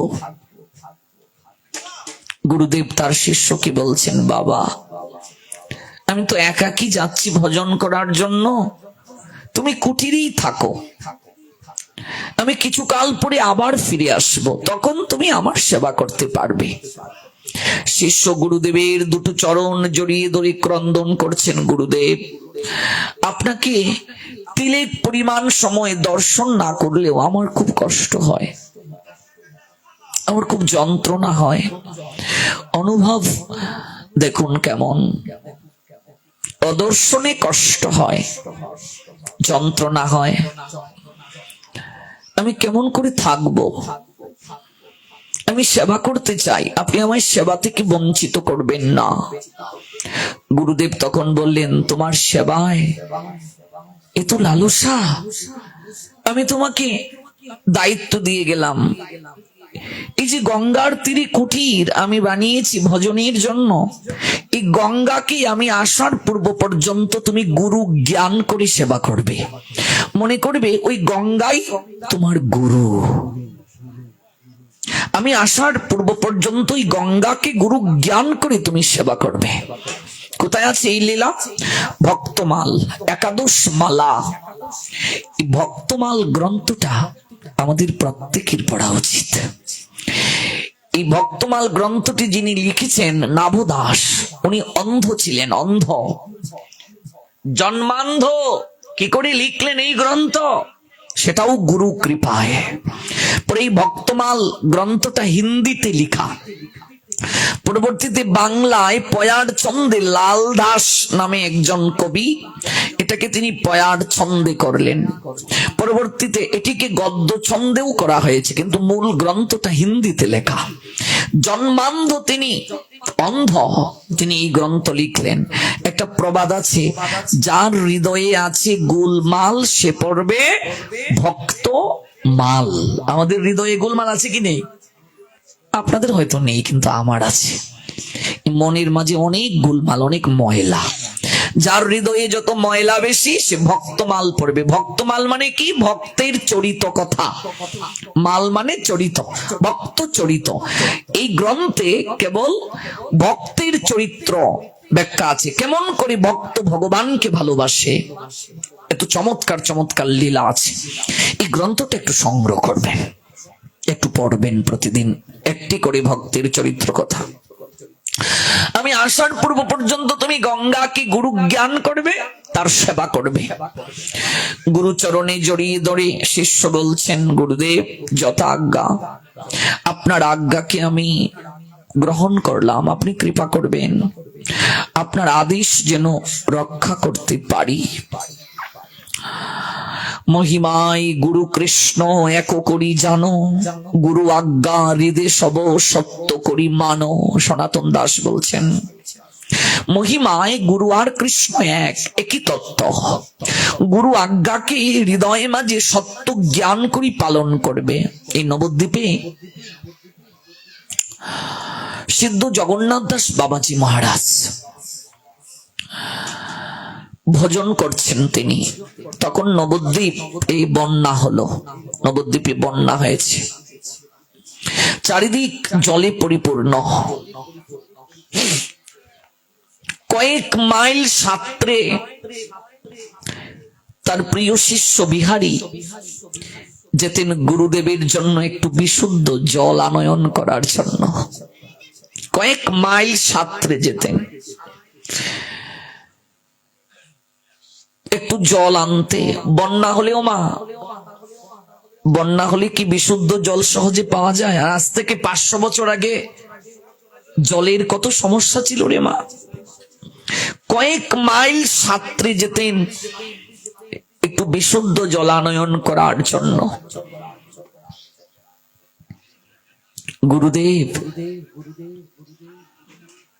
জল যেভাবে বাড়ছে আমাদের কুটিরে হয়তো থাকাটা সম্ভব হবে না। মাচাঙের উপরে মহাপ্রভুকে নিয়ে সিদ্ধ বাবা উঠলেন। নারী বিহারী, আমি নবদ্বীপ ছেড়ে কোথাও যাব না, আমি এখানেই মরব। যদি আমি মরে যাই, আমাকে নবদ্বীপ ছাড়া করিস না। কয়েক মাইল সাঁতরে আনতেন জল।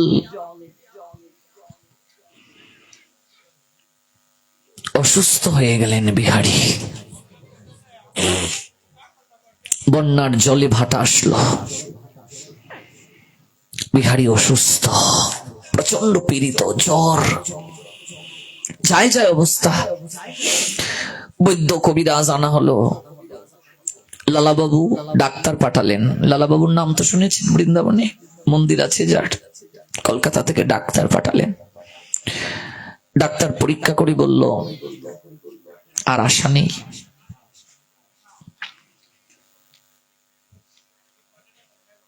সিদ্ধ বাবা বিহারীর মস্তকের পাশে জপমালাটা হাতে নিয়ে বসলেন। যত বৈদ্য কবিরাজ সবাইকে বললেন, তোমরা তো তোমাদের সাধ্য মতো চেষ্টা করেছো, এবার বাকিটা কাজ আমাকে করতে দাও। আমি কি জীবনে কোনো সাধনা করিনি, ভজন করিনি, হরিনাম করিনি? এরকম চিৎকার করে বলছেন। দেখি যমদূতের কত সামর্থ্য আছে, আমার কাছ থেকে আমার বিহারীকে কেড়ে নেয়। এই বলে হরিনাম করতে শুরু করলেন। নবদ্বীপবাসী বলছে বাবা পাগল হয়ে গেছে। 21 দিন হয়ে গেল, গুরুদেব হরিনাম করেই চলছেন। 21 দিন। এখনো নবদ্বীপে গেলে সিদ্ধ বাবার সমাধি আছে, দর্শন করে আসবেন। নতুন সমাধি মন্দিরে মুরারিদাস বাবাজি মহারাজের শিষ্যরা সেবা করেন, আর পুরাতন যে সমাধি মন্দিরটা আছে, নতুন যে ভজন কুটিরটা সিদ্ধ বাবার, এখানে মুরারিদাস বাবাজি মহারাজের শিষ্যরা সেবা করেন। আর যেখানে বাবার সমাধি ভজন কুটির পুরাতন, সেখানেও মুরারিদাস বাবাজি মহারাজের শিষ্যদের দ্বারাই সেবা হয়। দেখবেন, যদি কোনোদিন যান দর্শন করবেন। এই স্থানগুলোতে না গেলে হয় না। আর এই সিদ্ধ বাবা আমাদের পরম্পরায় আছেন, জগন্নাথ দাস বাবাজি মহারাজ, যার কথা বলছি আপনাদেরকে।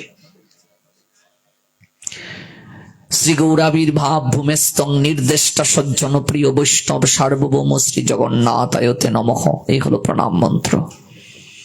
এই সিদ্ধ বাবার কথা বলছি, আমাদের ভাগবত গুরু পরম্পরায় তিনি আছেন। সিদ্ধ বাবা 21 দিন পর্যন্ত হরিনাম করছেন। 21 দিন। বিহারী, এই যে বিহারী বাবা অর্থাৎ সিদ্ধ বাবার শিষ্য, উনি বাঙালি ছিলেন না।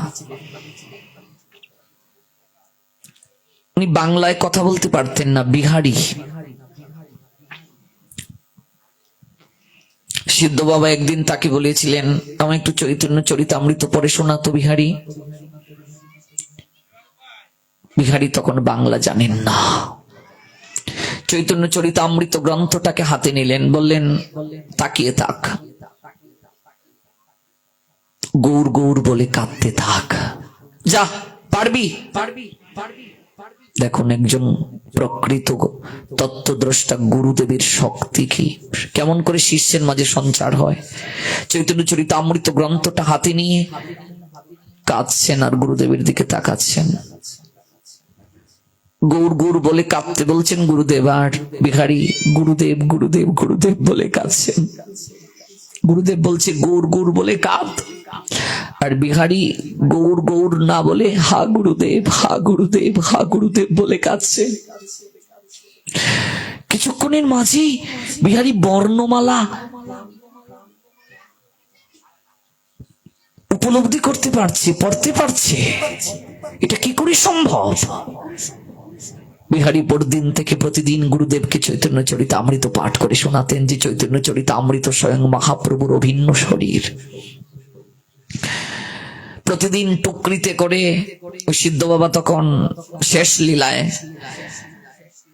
টুকরির মাঝে বসিয়ে মাথায় করে এক জায়গা থেকে আরেক জায়গায় গুরুদেবকে নিয়ে যেতেন, মাইলের পর মাইল। যেখানে হরিনাম হতো সিদ্ধ বাবা লাফিয়ে টুকরি থেকে নেমে নৃত্য করতেন। চামড়াটা ঝুলে গিয়েছে, বয়স অনেক। বলছেন বিহারী একটু টেনে ধর, চন্দন চর্চিত করে দুটো তুলসী পত্র আমার হাতে দে, আমি গৌর চরণে দুটো তুলসী পত্র অর্পণ করব। এই বয়সে ও সেবা থেকে নিজেকে বঞ্চিত করছেন না। সারাটা জীবন যে শিষ্য সেবা করলো, আজকে সে পীড়িত, মৃত্যু সজ্জায় যায় যায়। তাই গুরুদেব জপমালায় জপ করছেন, 21 দিন হয়ে গেল, আর বলছেন এই উঠ, আর কত ঘুমাবি, উঠ। ওরে তুই যদি চলে যাস, আমার গৌর হরির জন্য রান্না করবে কে রে? ওরে তোর হাতে যদি ভোজন না করি, আমার মহাপ্রভুর যে ভোজন স্ফূর্তি হয় না রে। ওরে তুই যদি চলে যাস, কে তো পরিপাটি করে রন্ধন করবে রে? আমার মহাপ্রভুর ভোগ কে দেবে রে? কে সেবা করবে? উঠ বিহারী, আর কত ঘুমাবি? তুই আমায় ছেড়ে যাবি না। শিষ্য গুরুদেবের সন্তান হয়। জড়জগতে পিতার যেমন সবচেয়ে কষ্ট হয়, পুত্রকে পিতা কাঁধে করে শ্মশানে নিয়ে যাওয়াটা সবচেয়ে কষ্ট, যন্ত্রণা হয় পিতার জন্য। গুরুদেবেরও সবচেয়ে কষ্ট হয় তার চোখের সামনে তার শিষ্য যদি চলে যায়। কারণ শিষ্য গুরুদেবের মন্ত্রজাত সন্তান। বীর্যজাত সন্তানের সঙ্গে সম্বন্ধ মৃত্যুর সঙ্গে সঙ্গে শেষ হয়ে যায়, মন্ত্রজাত সন্তানের সঙ্গে সম্বন্ধ শুধু ইহ জগতে নয় রে মা, পর জগতেও থাকে। ওরে উঠ বিহারী, আর কত ঘুমাবি রে? তুই আমায় ছেড়ে যেতে পারিস না। ওরে তুই যদি রসুই না করিস রে, আমার মহাপ্রভুর ভোজন স্ফূর্তি হবে না। 21 দিন পর বিহারী চোখ মেলে তাকালো গৌর প্রেমানন্দে। বিহারী চোখ মেলে তাকালো, শক্তি দেখুন, গুরু কৃপার শক্তি। 21 দিন পর বিহারী চোখটা মেলে তাকালো, বাবা আমি কোথায়? কিছু হয়নি তোর, তুই তো কুঠিরে আছিস, উঠ স্নান কর, রসুই গড়ে যা। ওরে 21 দিন যাবত আমার মহাপ্রভুর সেবা বন্ধ। আমিও জলন্ন গ্রহণ করিনি রে। যা রন্ধনশালায় যা, রসুই কর, ভোগ নিবেদন কর। আমি বহুদিন পর আজ তোকে নিয়ে একসঙ্গে মহাপ্রসাদ গ্রহণ করব। এই হলো গুরু কৃপার শক্তি, এই হলো গুরু শিষ্যের সম্বন্ধ। আজকাল অনেক গুরুদেব শিষ্যের নামই জানেন না। রূপ গোস্বামী পাদ ভক্তি রসামৃত সিন্ধু গ্রন্থে বলছেন, অধিক শিষ্য গ্রহণ করিবে না। তাহলে শিষ্যের পাপ গুরুকে বহন করে অসুস্থ হতে হবে। অধিক শিষ্য গ্রহণ করিও না। গুরু শিষ্যের সঙ্গে যদি সম্বন্ধ না হয়, কি করে শেষের দিনে তিনি উদ্ধার করবেন?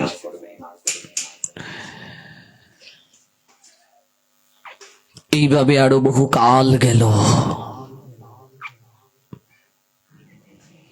যখন লীলা সংবরণ করবেন সিদ্ধ বাবা, বিহারীকে তিনি ডাকছেন, বিহারী তোকে একটা কথা বলি।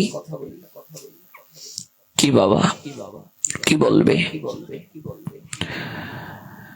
তুই আমার সারাটা জীবন সেবা করলি। 147 বছর জগতে প্রকট ছিলেন সিদ্ধ বাবা, জেনে যান। 147 বছর। 1304 সালে ফাল্গুনী শুক্লা প্রতিপদে তিনি অপ্রকট হন। 1897 খ্রিস্টাব্দ আর বাংলা 1897 খ্রিস্টাব্দ, বাংলা 1304। 147 বছর। তুই যে আমার সারা জীবন সেবা করলি, আমি তোকে কি দিয়ে যাব? তোকে 4-5 গাড়ি টাকা দিয়ে যাই। বিহারী বলছেন মনে মনে, যার সম্বল একটা লুটা, লুটা বুঝেন তো, জল খাওয়ার পাত্র। আগেরকার সময় এরকম লুটা এখনো আছে আমাদের বাড়িতে, কাঁসার লুটা, তামার লুটা, এগুলো দেখেছি আছে এখনো। জল খাওয়ার একটা লুটা আর একটা ছেঁড়া কম্বল। তিনি আমায় 4-5 গাড়ি টাকা দেবেন। মনে মনে বলছে, কিরে সন্দেহ করছিস 4-5 গাড়ি টাকা দিতে পারবো কিনা? আমার একটা লুটা আর ছেঁড়া কম্বল আছে। বিহারী জিব্বায় কামড় দিয়ে দিল। ওরে বাপ রে বাপ, বাবা 4-5 গাড়ি টাকা আমায় কেন দেবে? তুমি যাবে কোথায়? আমি তো অনেক কিছু করলাম রে, আর কত?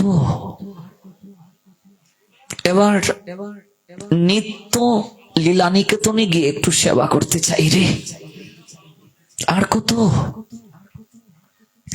কথাটা শোনার সঙ্গে সঙ্গে বিহারীর চোখ বেয়ে ঝরঝর করে অশ্রু ঝরতে শুরু করলো।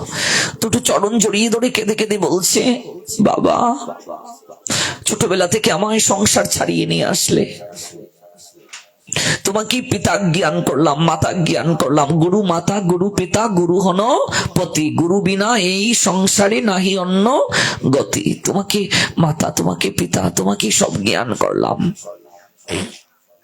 আর তুমি তুমি আমায় এতিম করে চলে যাবে? কি বলছো, কি বলছো তুমি বাবা? আমায় 4-5 গাড়ি টাকা দিয়ে যাবে? 4-5 গাড়ি টাকার সম্বন্ধ তোমার সাথে আমার? তাহলে তুমি কেন আমাকে জমের দুয়ার থেকে ফিরিয়ে নিয়ে এলে? আমি তোমায় ছাড়া থাকতে পারবো না। ওরে, এই শরীর আর কতদিন ধারণ করবো রে? পুরাতন কাপড় তো ত্যাগ করতে হয়, ছেঁড়া কাপড় কতদিন পরিধান করা যায় রে? মলিন বসন, ছেঁড়া বসন কদিন পরা যায় রে? নতুন বসন্ত পরিধান করতে চায়, আর কত? তুই ভুলে গেছিস রে? বাসাংশী জীর্ণানি যথা বিহায় নবানী গৃহন্নতি নর অপরাণী তথা শরীরানি বিহায় জীর্ণানি অন্যানি সংজ্ঞাতি নবানী দেহি। বিহারী 4-5 গাড়ি টাকা তোকে দিয়ে যাই। কাঁদতে কাঁদতে দুটো চরণ জড়িয়ে ধরে বলছে, বাবা আমার টাকার কোনো প্রয়োজন নেই, তুমি আমায় যে সম্পদ দিয়ে গেলে বাবা, প্রেম সম্পদ, এই প্রেম সম্পদ অর্থ দ্বারা পরিমাপ করা যায় না বাবা। কৃষ্ণ প্রেম ধন বিনা ব্যর্থ দরিদ্র জীবন, দাস করি বেতন মুড়ে দেহ প্রেম ধন। তুমি আমায় যে প্রেম ধন দিয়ে গেলে, আমার জীবনে আর কি চাই বাবা? কি চাই? তুই টাকা চাস না? তো যা, কদিন বাঁচতে চাস তুই বল? যা, তুই 100 বছর বাঁচবি, তাকে আমি 100 বছর পরমায়ু দিয়ে গেলাম। শত বৎসর পরমায়ু তুই পাবি, সদা নাম করবি, নাম ভুলিস না। আমি 4-5 দিন পরে অন্তর্ধান করব। ওরে, আমি চলে যাওয়ার পর তুই 9 বছর নবদ্বীপে ভজন করবি, তারপর তুই বৃন্দাবনে চলে যাবি। 4-5 দিন পর মহাপ্রভু আমায় নিতে আসবেন। বিহারী বাবার দুটো চরণ শক্ত করে বুকের মাঝে জড়িয়ে ধরে বলছে, বাবা, মহাপ্রভু তোমায় নিতে আসবেন 4-5 দিন পর। বাবা, তুমি না বলেছিলে কি চাই আমি তোমার কাছে? বাবা, 4-5 দিন পর তোমার মহাপ্রভু যখন তোমায় নিতে আসবে, তখন তুমি তার কাছে আমার একটা আবদার জানাইও, আমার একটা আবেদন তার কাছে পৌঁছে দিও। গুরুদেব হলেন ওই জায়গায় মধ্যস্থ শক্তি, তিনি হলেন গৌর গোবিন্দের সঙ্গে সম্বন্ধ স্থাপনকারী। তুমি তার কাছে আমার একটা আবেদন জানাইও। পিছনে এক হতভাগাকে তুমি রেখে যাচ্ছ বাবা। আমার যেদিন প্রাণ পাখিটা দেখো পিঞ্জিরা থেকে উড়াল দেয়, ভবের গাঠি যেন তোমার গৌরাঙ্গ সুন্দরীর হাতে সেদিন বইটাটা থাকে বাবা। তোমার গৌর হরি যেন আমায় কৃপা করে নিতে আসেন। তুমি এই আবেদন তোমার গৌর হরির কাছে জানিয়ে দিও। আমি আর কিচ্ছু চাই না বাবা, আর কিচ্ছু চাই না। সিদ্ধ বাবা 32 বছর নবদ্বীপে ভজন কুটিরে তিনি ভজন করলেন। 147 বছর যখন তার, তখন তিনি অপ্রকট হলেন নবদ্বীপে খেলি কদম্ব তলে। তিনি যখন ভজন করতেন, এখনো একটা বৃক্ষ আছে ওই জায়গায়, যদিও ওই বৃক্ষটা নাই, আগের বৃক্ষটা, নতুন একটা বৃক্ষ এখানে লাগানো হয়েছে। ওই বৃক্ষটার নিচে তিনি হরি নাম করতেন। যখন তিনি দেহ রাখলেন, ওই বৃক্ষটা শুকিয়ে গেল, পত্রগুলো ঝরতে শুরু করলো। অর্থাৎ বৃক্ষটাও যেন কাঁদছে, আজ থেকে আমায় হরি নাম কে শোনাবে। বাকলগুলো উঠতে শুরু করলো, হরে কৃষ্ণ মহামন্ত্র সেখানে অঙ্কিত হলো। বলকল কষিলে তার গাত্রে অস্পষ্ট করে হরে কৃষ্ণ নাম লেখা পরিলক্ষিত হলো। কুটিরটার পিছনে দেখবেন একটা তমাল বৃক্ষ আছে, দেখেছেন তো? বিকেল বেলা বাবা গঙ্গার তীরে, গঙ্গাটা তার ওই দিকে ছিল, ওই গঙ্গার তীরে ওই তমাল বৃক্ষটার নিচে বসে হরিনাম করতেন। আর এই খেলি কদম্ব বৃক্ষটার নিচে বসে হরিনাম করতেন তিনি। একেবারে ঢুকেই দেখবেন এই বৃক্ষটা ছিল ওই জায়গায়। বৃক্ষলতা গুল্ম তারাও এই কলিযুগে কৃষ্ণ নামের দ্বারা ধন্য হয়। মহাপ্রভুর বিশেষ দান এটি। এই হলো গুরু কৃপা। এই কৃপা যদি আমরা লাভ করতে পারি, আমরা তো দীক্ষা নিয়ে আমার সদ্গুরুর কৃপা হয়ে গেল। কৃপা পাওয়া, গুরুদেব তো দিয়েছেন তোমাকে জপমালাটা হাতে, তাতেই তোমার কৃপা হয়ে গেল। তুমি আমল করছো কতটা? গুরুদেব তোমাকে দীক্ষা দিলেন, তাতেই আমাদের অহংকার, আমরা দীক্ষা পেয়ে গেছি, কিন্তু তার নির্দেশিত কথা মানছি কজন আমরা? গুরুদেব কখনো ভগবানের কাছে আমাদেরকে পৌঁছে দেবেন না, পথটা দেখিয়ে দিবেন। ভজনটা আমাদের করতে হবে। ওই ভজন করলেই গুরুদেব হাতটা ধরবেন, তার আগে নয়। কোন সন্তানকে বাপ মা দিয়ে যায় ওয়ারিস, যে সন্তানের মাঝে দেখে অসৎ গুণ নাই, নেশা করে না, খারাপ কার্য করে না, ওকে যদি অর্থ দিয়ে যায়, সুরক্ষিত থাকবে। আর নেশাকুর সন্তানটাকে যদি আমি সব দিয়ে যাই, দুদিনেই উড়িয়ে দেবে। গুরুদেব সেই শিষ্যকে অর্থ দিয়ে যায় যে এই শিষ্যকে অর্থ দিয়ে গেলে সে সারা জীবন কৃষ্ণ সেবায় লাগাবে, আর যদি ওইটাকে দিয়ে যায় উড়িয়ে দেবে ইন্দ্রিয় তর্পণে সব অর্থ। এই জন্য গুরু বাক্য প্রতিপালন, গুরু নির্দেশিত পন্থা অবলম্বন, গুরু বাক্যের শক্তিটা দেখুন। গুরু বাক্য যদি কেউ যথার্থভাবে পালন করে তার কি হয়। ভক্তমাল গ্রন্থে আমরা ছিলাম, মনে আছে তো? এখান থেকে প্রসঙ্গক্রমে একটু নবদ্বীপে আপনাদের নিয়ে গিয়েছিলাম, আবার ভক্তমালে আপনাদেরকে ফিরিয়ে নিয়ে আসছি। ওই গঙ্গাকে তুমি গুরু জ্ঞান করে সেবা করো, মনে আছে প্রসঙ্গ? আমি কিছুদিন নিবৃত্তি ভজন করে আবার ফিরে আসবো। গুরু চরণে প্রণাম দিয়ে কেঁদে কেঁদে বলছেন, গুরুদেব আমি যেন আপনার বাক্য রক্ষা করতে পারি। গুরুদেব চলে গেলেন। তিনি গঙ্গাকে গুরু জ্ঞান করে তার সেবা, গুরু আজ্ঞা পালন করতে প্রয়াসী হলেন। এবার মনে মনে চিন্তা করছেন, গুরুদেব যে আমায় বলে গেলেন গঙ্গাকে গুরু জ্ঞান করে সেবা করতে, তাহলে গঙ্গা যদি স্বয়ং আমার গুরু এখন হন, তাহলে আমি গঙ্গায় স্নান করব কি করে? গঙ্গাকে তো গুরু জ্ঞান করতে বলেছেন আমার গুরুদেব, যে গঙ্গায় আমি, মনে করো গঙ্গা গুরু, তুমি সেবা করো। তো আমি গুরুদেবের মাথায় পা দিতে পারবো? আমি গুরুদেবের বক্ষে পা দিতে পারবো? এটা তো সেবা অপরাধ। 64 প্রকার সেবা অপরাধ আছে। ওমা, এটা তো সেবা অপরাধ। তাহলে গঙ্গা স্নান কি করে করব? এবার তো মহা বিপদে পড়ে গেলেন তিনি। তখন সেই শিষ্য তিনি গঙ্গা স্নান না করে কুয়া, বুঝেন তো, আগেরকার সময় কুয়া থেকে জল তোলা হতো, ওই কুয়া থেকে জল তুলে তিনি স্নান করছেন, আর গঙ্গায় নেমে স্নান করছেন না। আর কি করছেন? দূর থেকে তিনি ওই গঙ্গাকে প্রণাম দিচ্ছেন, আরতি করছেন, গঙ্গায় নামছেন না।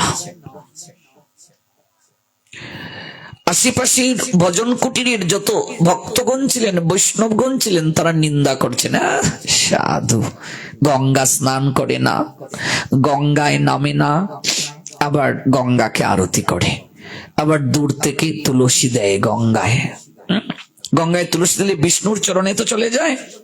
আবার গঙ্গা গুরু, এবার গঙ্গায় তুলসী দিয়ে, মানে গুরুর হাতে তুলসী দেয়া হয়। গুরুদেবের 3 জায়গায় তুলসী দেয়া যায়। কোন কোন জায়গায় মা? চরণে শ্রী বিষ্ণু, শ্রী বিষ্ণু কোথায়? হস্তে, বক্ষে, মস্তকে, 3 জায়গায়। গুরুদেবের হাতে কেন দেব? আমার হয়ে গুরুদেব ওই তুলসীটা গোবিন্দ চরণে দেবেন। এই হলো ভজন। গুরুদেবের হস্তে দিলে গুরুদেব আমার হয়ে গোবিন্দ চরণে দেবেন। আজকাল তো অনেকে মহাপুরুষের চরণেও তুলসী দিয়ে দেয়।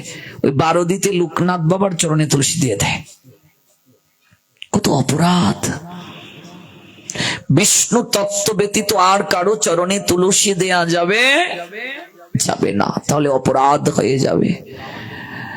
তুলসী দলমাত্রেন জলস্য চুলু কেন বা বিকৃণীতে সমাত্মন ভক্তব্য ভক্ত বৎসল। 1 গণ্ডূষ জল, একটা তুলসী পত্র কেউ যদি ভগবানকে অর্পণ করে, ভগবান ভক্তকে কি দেবেন? প্রতিদান কিছু খুঁজে না পেয়ে সেই ভক্তির কাছে নিজেকে বিক্রি করে দিয়ে দেন। চৈতন্য চরিতামৃত বললেন, কৃষ্ণকে তুলসী জল দেয় যেই জন, তার ঋণ সুদিতে কৃষ্ণ করেন চিন্তন। জল তুলসীর সম কিছু ঘরে নাহি ধন, তব আত্মা বেচে করে ঋণের সুধন। গুরু হাতে তুলসী, গুরু মস্তকে তুলসী, গুরু বক্ষে তুলসী, 3 জায়গায় তুলসী দেয়া যায়। কিন্তু গুরু বক্ষে যে তুলসী দেবে, সাবধান থাকতে হবে ওই তুলসীটা ভুল ক্রমেও যেন চরণে পড়ে না যায়। গুরু হস্তে যখন তুলসী দেবে, অনেক সময় গুরুদেবের চিত্রপট এমন থাকে, এবার তুমি তুলসী দিতে গিয়ে যদি গুরুদেবের চরণে লেগে যায়, আজকাল তুলসী দিয়ে আমরা অনেক সময় মালা বানাই না, ওই মালাটা অনেক সময় আমরা ভক্ত বৈষ্ণবকে পরিয়ে দেই, কিন্তু এটিও সতর্কতা অবলম্বন করা উচিত, অনেক সময় সেই তুলসীটা চরণে লেগে যেতে পারে, এই ক্ষেত্রে সতর্কতা অবলম্বন করতে হবে। অনেকে আবার গুরুদেবকে তুলসী দেন না, কেবল পুষ্প দেন। গুরুদেব সাক্ষাৎ ভগবানের, যদিও সাকার রূপ, কিন্তু গুরুদেবের হস্তে তুলসী। গুরুদেব আমার হয়ে ভগবানকে দেবেন। গুরু আজ্ঞা ছাড়া সেবা হয়? অনেকে বড়াই করে বলে, এই তো সেবা দিলাম ভগবানের। আমরা কি সেবা দেই না গুরুদেব দীক্ষাকালে আমাদের যে সূক্ষ্ম দেহ দান করেছেন, এটা দিয়ে সেবা হয়? এগুলো জেনে নেবেন ভালো করে, সেবা রহস্য। এই জন্য সেবার আগে আমরা মানসে আসনে গুরুদেবকে আবাহন করি, তিনি এসে বসেছেন, তিনি আমাকে দিয়ে পুজোটা করাচ্ছেন।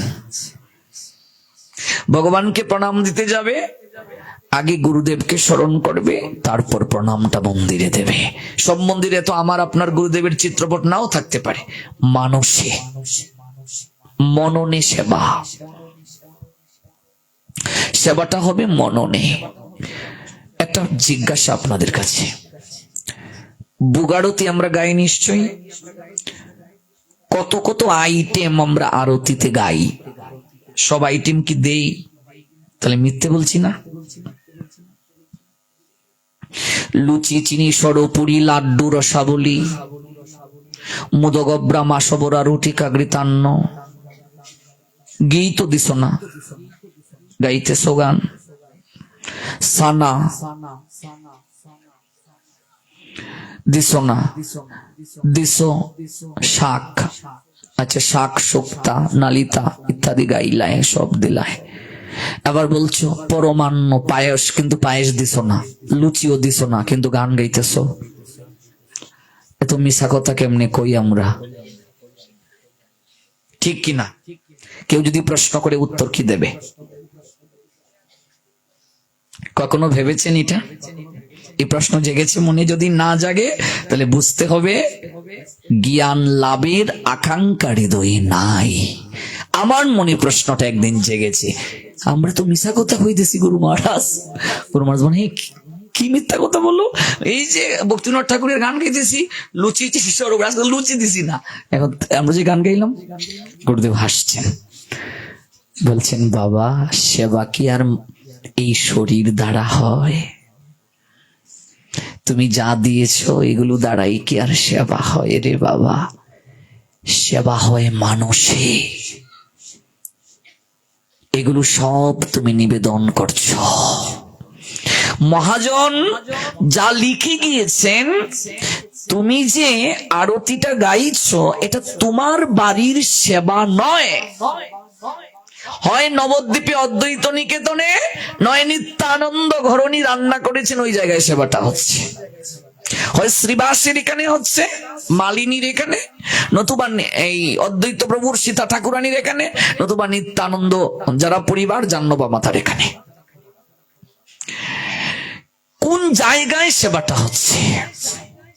সেবা তো আমার ঘরে নয়। আমরা সবাই তো নিশ্চয়ই কোনো না কোনো পরিবারভুক্ত, তবে সেই পরিবারের সেবা। যেগুলো দিলেন তো দিলেন, বাকিগুলো মনে মনে নিবেদন করবেন।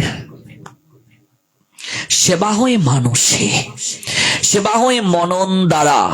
নাইলে তো আমরা যদি নাইল্লা পাতা দিই আর নিম পাতা দিই, তাহলে এই পদে তো নিম পাতার কথা লেখা নাই, তাহলে আমাদের আরেকটা রচনা করতে হইব নিম পাতার গান। কিন্তু আমার আপনার লিখা গান কখনো গ্রান্টেড হবে না। যারা লিখে গিয়েছেন ওরা মহাজন, ওনারা অনুভব করেছেন, ওনারা ভগবান দর্শন করেছেন, দর্শন করে করে ওনারা লিখেছেন। এই জন্য মহাজনের পদ ব্যতি রেখে আমাদের কীর্তন করাটা কখনো আমাদের আচার্যগণ সমর্থন করেন না। ভাবটা থাকতে হবে। ভাবটা কেমন? নরোত্তম দাস ঠাকুর চোখ বন্ধ করে তিনি ধ্যান করছেন, চিন্তন করছেন ভগবানের, আর বলছেন আমি আমার রাধারানীর জন্য পায়েস রান্না করছি। এবার পায়েস গরম খাইতে টেস্ট না একটু ঠান্ডা হলে টেস্ট? ঠান্ডা। ভাবছেন দেখি পায়েসটা গরম বেশি না একটু ঠান্ডা না হালকা গরম। যখন মনে মনে তো চেক করেছেন, আঙ্গুলে ফুসকা পড়ে গেছে। দেখো, এটা বৈদিক ভক্তিতে যারা আছে ওরা বুঝবে না।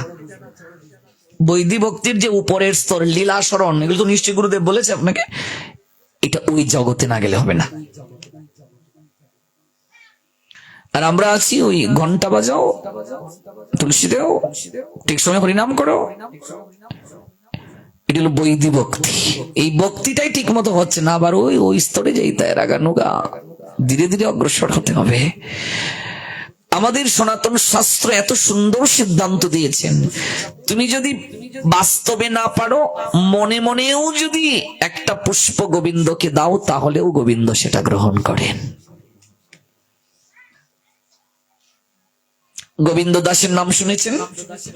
তিনি একটা পুষ্প মা কালীর চরণে দেবেন। ওই যে ভজ হরিয়ে মনো ভজনটা জানেন তো? এই গোবিন্দ দাস প্রথমে কালী ভক্ত ছিলেন, গোবিন্দ কবিরাজ ওনার নাম। মা কালীকে পুষ্পটা দেবেন, কালী ভক্ত তো তিনি, আর তার ভাই রামচন্দ্র কবিরাজ, দামোদর পণ্ডিতের ওনারা হলেন দৌহিত্র, মেয়ের দিক থেকে নাতি, বাবার নাম চিরঞ্জিত। ওই পুষ্পটা যখন চন্দন চর্চিত করে মা কালীর চরণে দেবেন, হঠাৎ করে মা বলছেন, গোবিন্দ পুষ্পটা আমার মস্তকে দাও। কি ব্যাপার মা, মস্তকে কেন? এই পুষ্প আমার প্রভুর চরণে নিবেদিত। গৌর প্রেমানন্দে। কে নিবেদন করলো মা? আমি শব্দ বাগান থেকে নিচে হাতে তুলে আনলাম। এক কৃষ্ণ ভক্ত ওই বাগানের পাশ দিয়ে যাচ্ছিল, পুষ্পটা দেখে তার এত ভালো লাগলো, সে বলল, প্রভু এই কাননে প্রবেশ করে তো পুষ্পটা চয়ন করা আমার পক্ষে সম্ভব নয়, পুষ্পটা আমার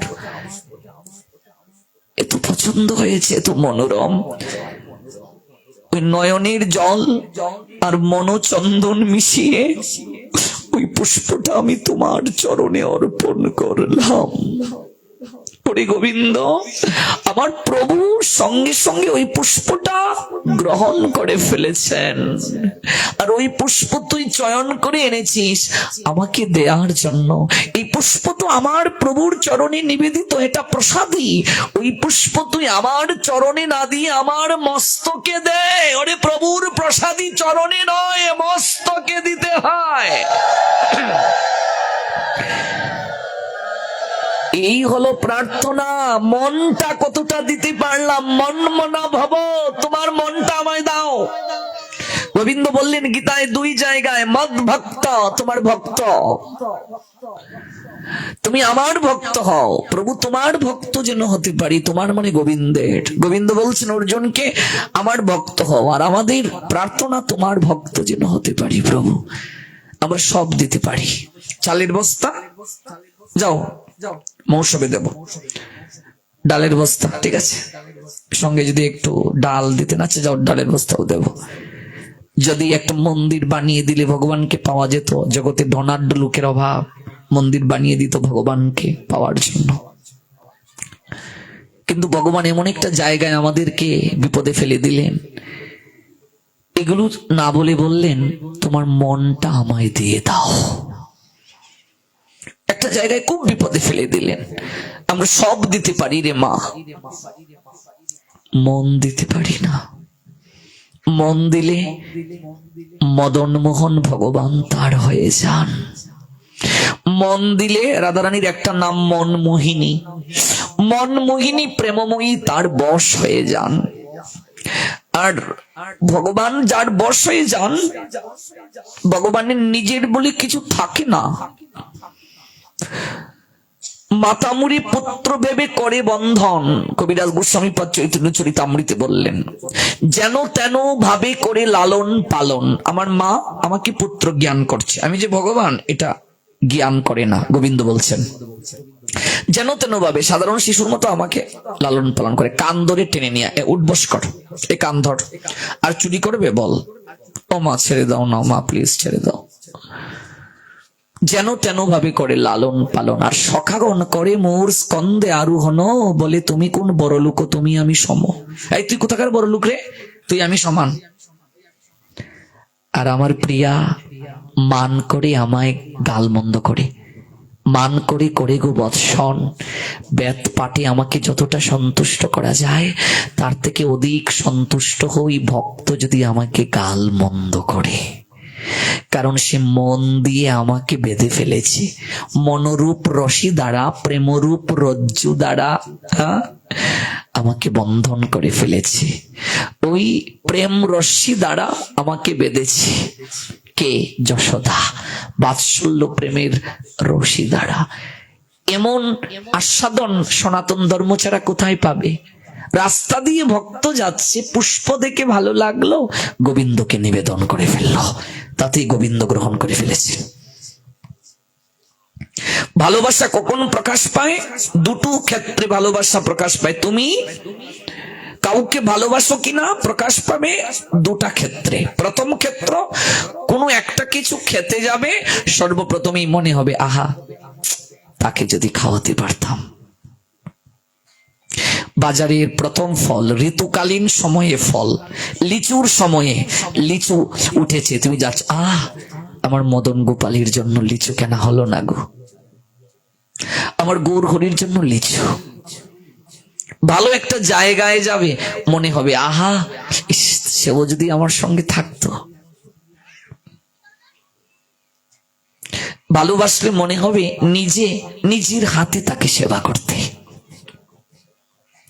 নিজের হাতে তার গলায় যদি একটা মালা পরিয়ে দিতে পারতাম, একটু পুষ্প দ্বারা গেতে, সুতো দিয়ে। আর যত বাহানা দেব সেবা থেকে, বুঝবে প্রীতি নাই, এগুলো সব বহিরঙ্গ।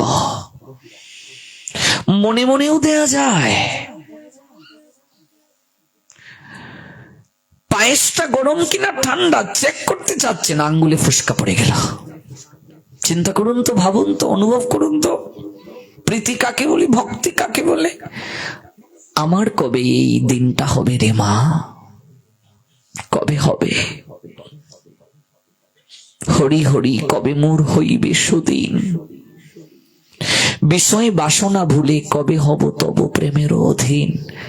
বলো না আমার কবে সেদিনটা হবে, আমার কবে সেদিন হবে, তুমি বলো। এই হলো প্রার্থনা, এই হলো নিবেদন। গঙ্গা জল আর তুলসী দিলে সব হয়, কিন্তু হৃদয়ের প্রেম আর ভক্তি। গঙ্গাতে তিনি নামছেন না, তীরে থেকে আরতি করছেন। পাদস্পর্শের বই কোনদিন গঙ্গায় নেমে স্নান করেন নাই। চারিদিকে উপহাস শুরু হয়ে গেল, ব্রাহ্মণগণ, বৈষ্ণবগণ, পাশাপাশি কুটিরের ভক্তগণ, ওরা নিন্দা করছে। কেমন সাধু, গঙ্গা স্নান করে না, গঙ্গায় নামে না, তীর থেকে গঙ্গা স্পর্শ করে, আবার কুয়া থেকে জল এনে স্নান করে। কয়েক মাস পর গুরুদেব প্রত্যাগমন করলেন। আসার পরই আশেপাশের কুটির থেকে কয়েকজন এলেন গুরুদেবের কাছে নালিশ নিয়ে। এই কেমন বৈষ্ণবতা শিখিয়েছেন আপনার শিষ্যকে? গঙ্গাকে যে অপমান করে, উপহাস করে, গঙ্গায় নামেনি, স্নান করেনি, দূর থেকে গঙ্গাকে স্পর্শ করে আরতি করে, আর কুয়া থেকে জল এনে স্নান করে, গঙ্গার তীরে কুটির আপনি বানিয়েছেন, গঙ্গা স্নান করে ভজন করবে। আপনার শিষ্য এ কেমন আচরণ করছে? ওকে দেখে মানুষ শিখবে কি, জানবে কি, উপলব্ধি করবে কি? অনেক উপহাস করে কটূক্তি করে তারা চলে গেলেন। শিষ্যকে ডাকলেন, বাবা তুমি নাকি গঙ্গা স্নান করনি, কেন? তীর থেকে তুমি গঙ্গা স্পর্শ করেছ, কুয়ার জল দিয়ে স্নান করেছ, তীরে দাঁড়িয়ে আরতি করেছ, কেন বাবা? গুরুদেবকে প্রণাম দিয়ে শিষ্য বলছেন, আপনি বলে গিয়েছেন গুরুদেব গঙ্গাকে গুরু জ্ঞান করে সেবা করতে, তাহলে আমি আপনার বক্ষে কেমন করে আমার চরণটা রাখি?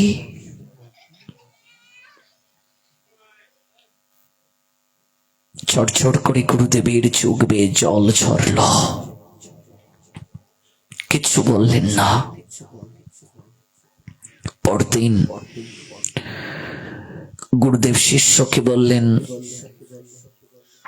আমার বস্ত্র নিয়ে চলো গঙ্গার তীরে, আমি স্নান করব। শিষ্য বস্ত্র আদি নিয়ে গঙ্গার তীরে গিয়ে দাঁড়ালেন। গুরুদেব গঙ্গাকে প্রণাম করে স্নানে নামলেন। শিষ্যকে ডাকলেন, বাবা তুমি বস্ত্র নিয়ে আমার নিকটে আসো। সকল আশেপাশের কুটিরের ভক্তরা দাঁড়িয়ে দাঁড়িয়ে দেখছে এই লীলা।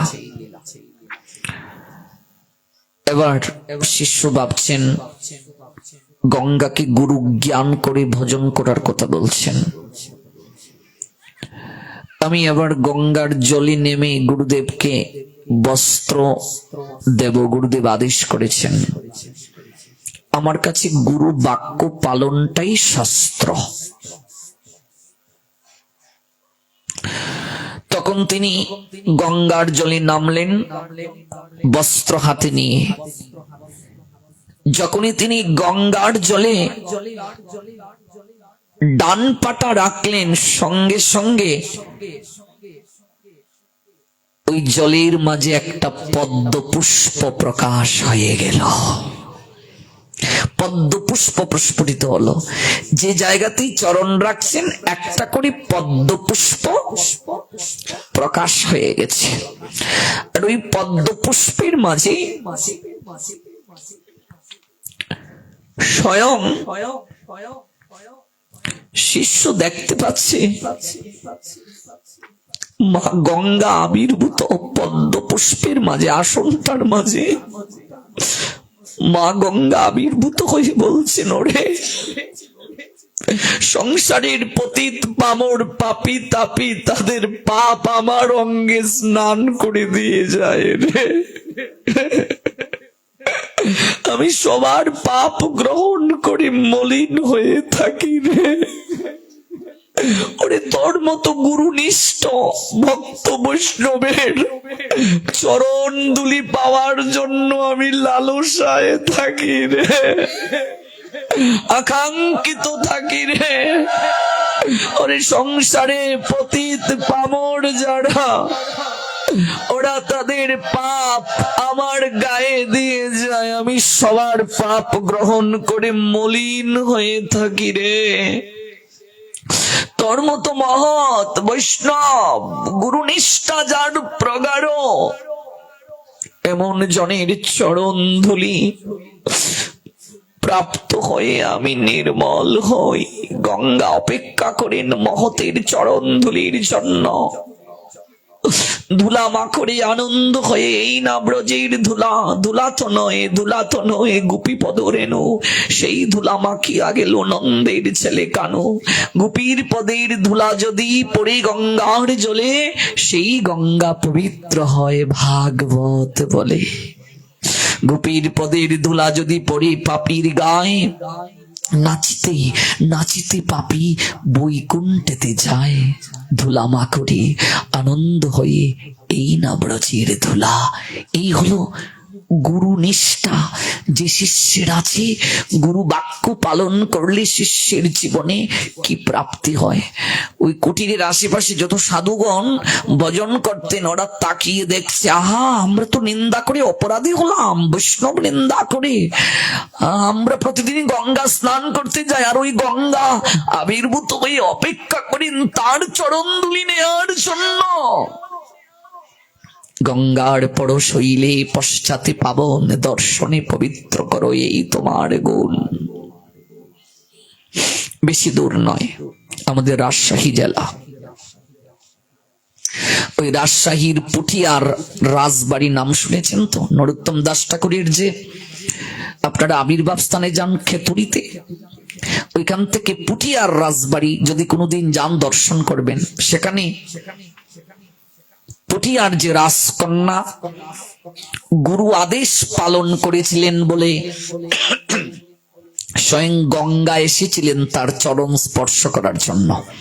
ওই পুঠিয়ার রাজকন্যার এই লীলা আমরা কালকে শ্রবণ করব। আজকে প্রথম রজনী আমরা প্রত্যেক ভক্ত বৈষ্ণব যারা এসেছেন, আপনাদের প্রত্যেকেরই নিজ নিজ গুরুদেবের চরণে আজকের এই পাঠের অঞ্জলি আমরা নিবেদন করলাম উলুধ্বনি হরিধ্বনির মাধ্যমে।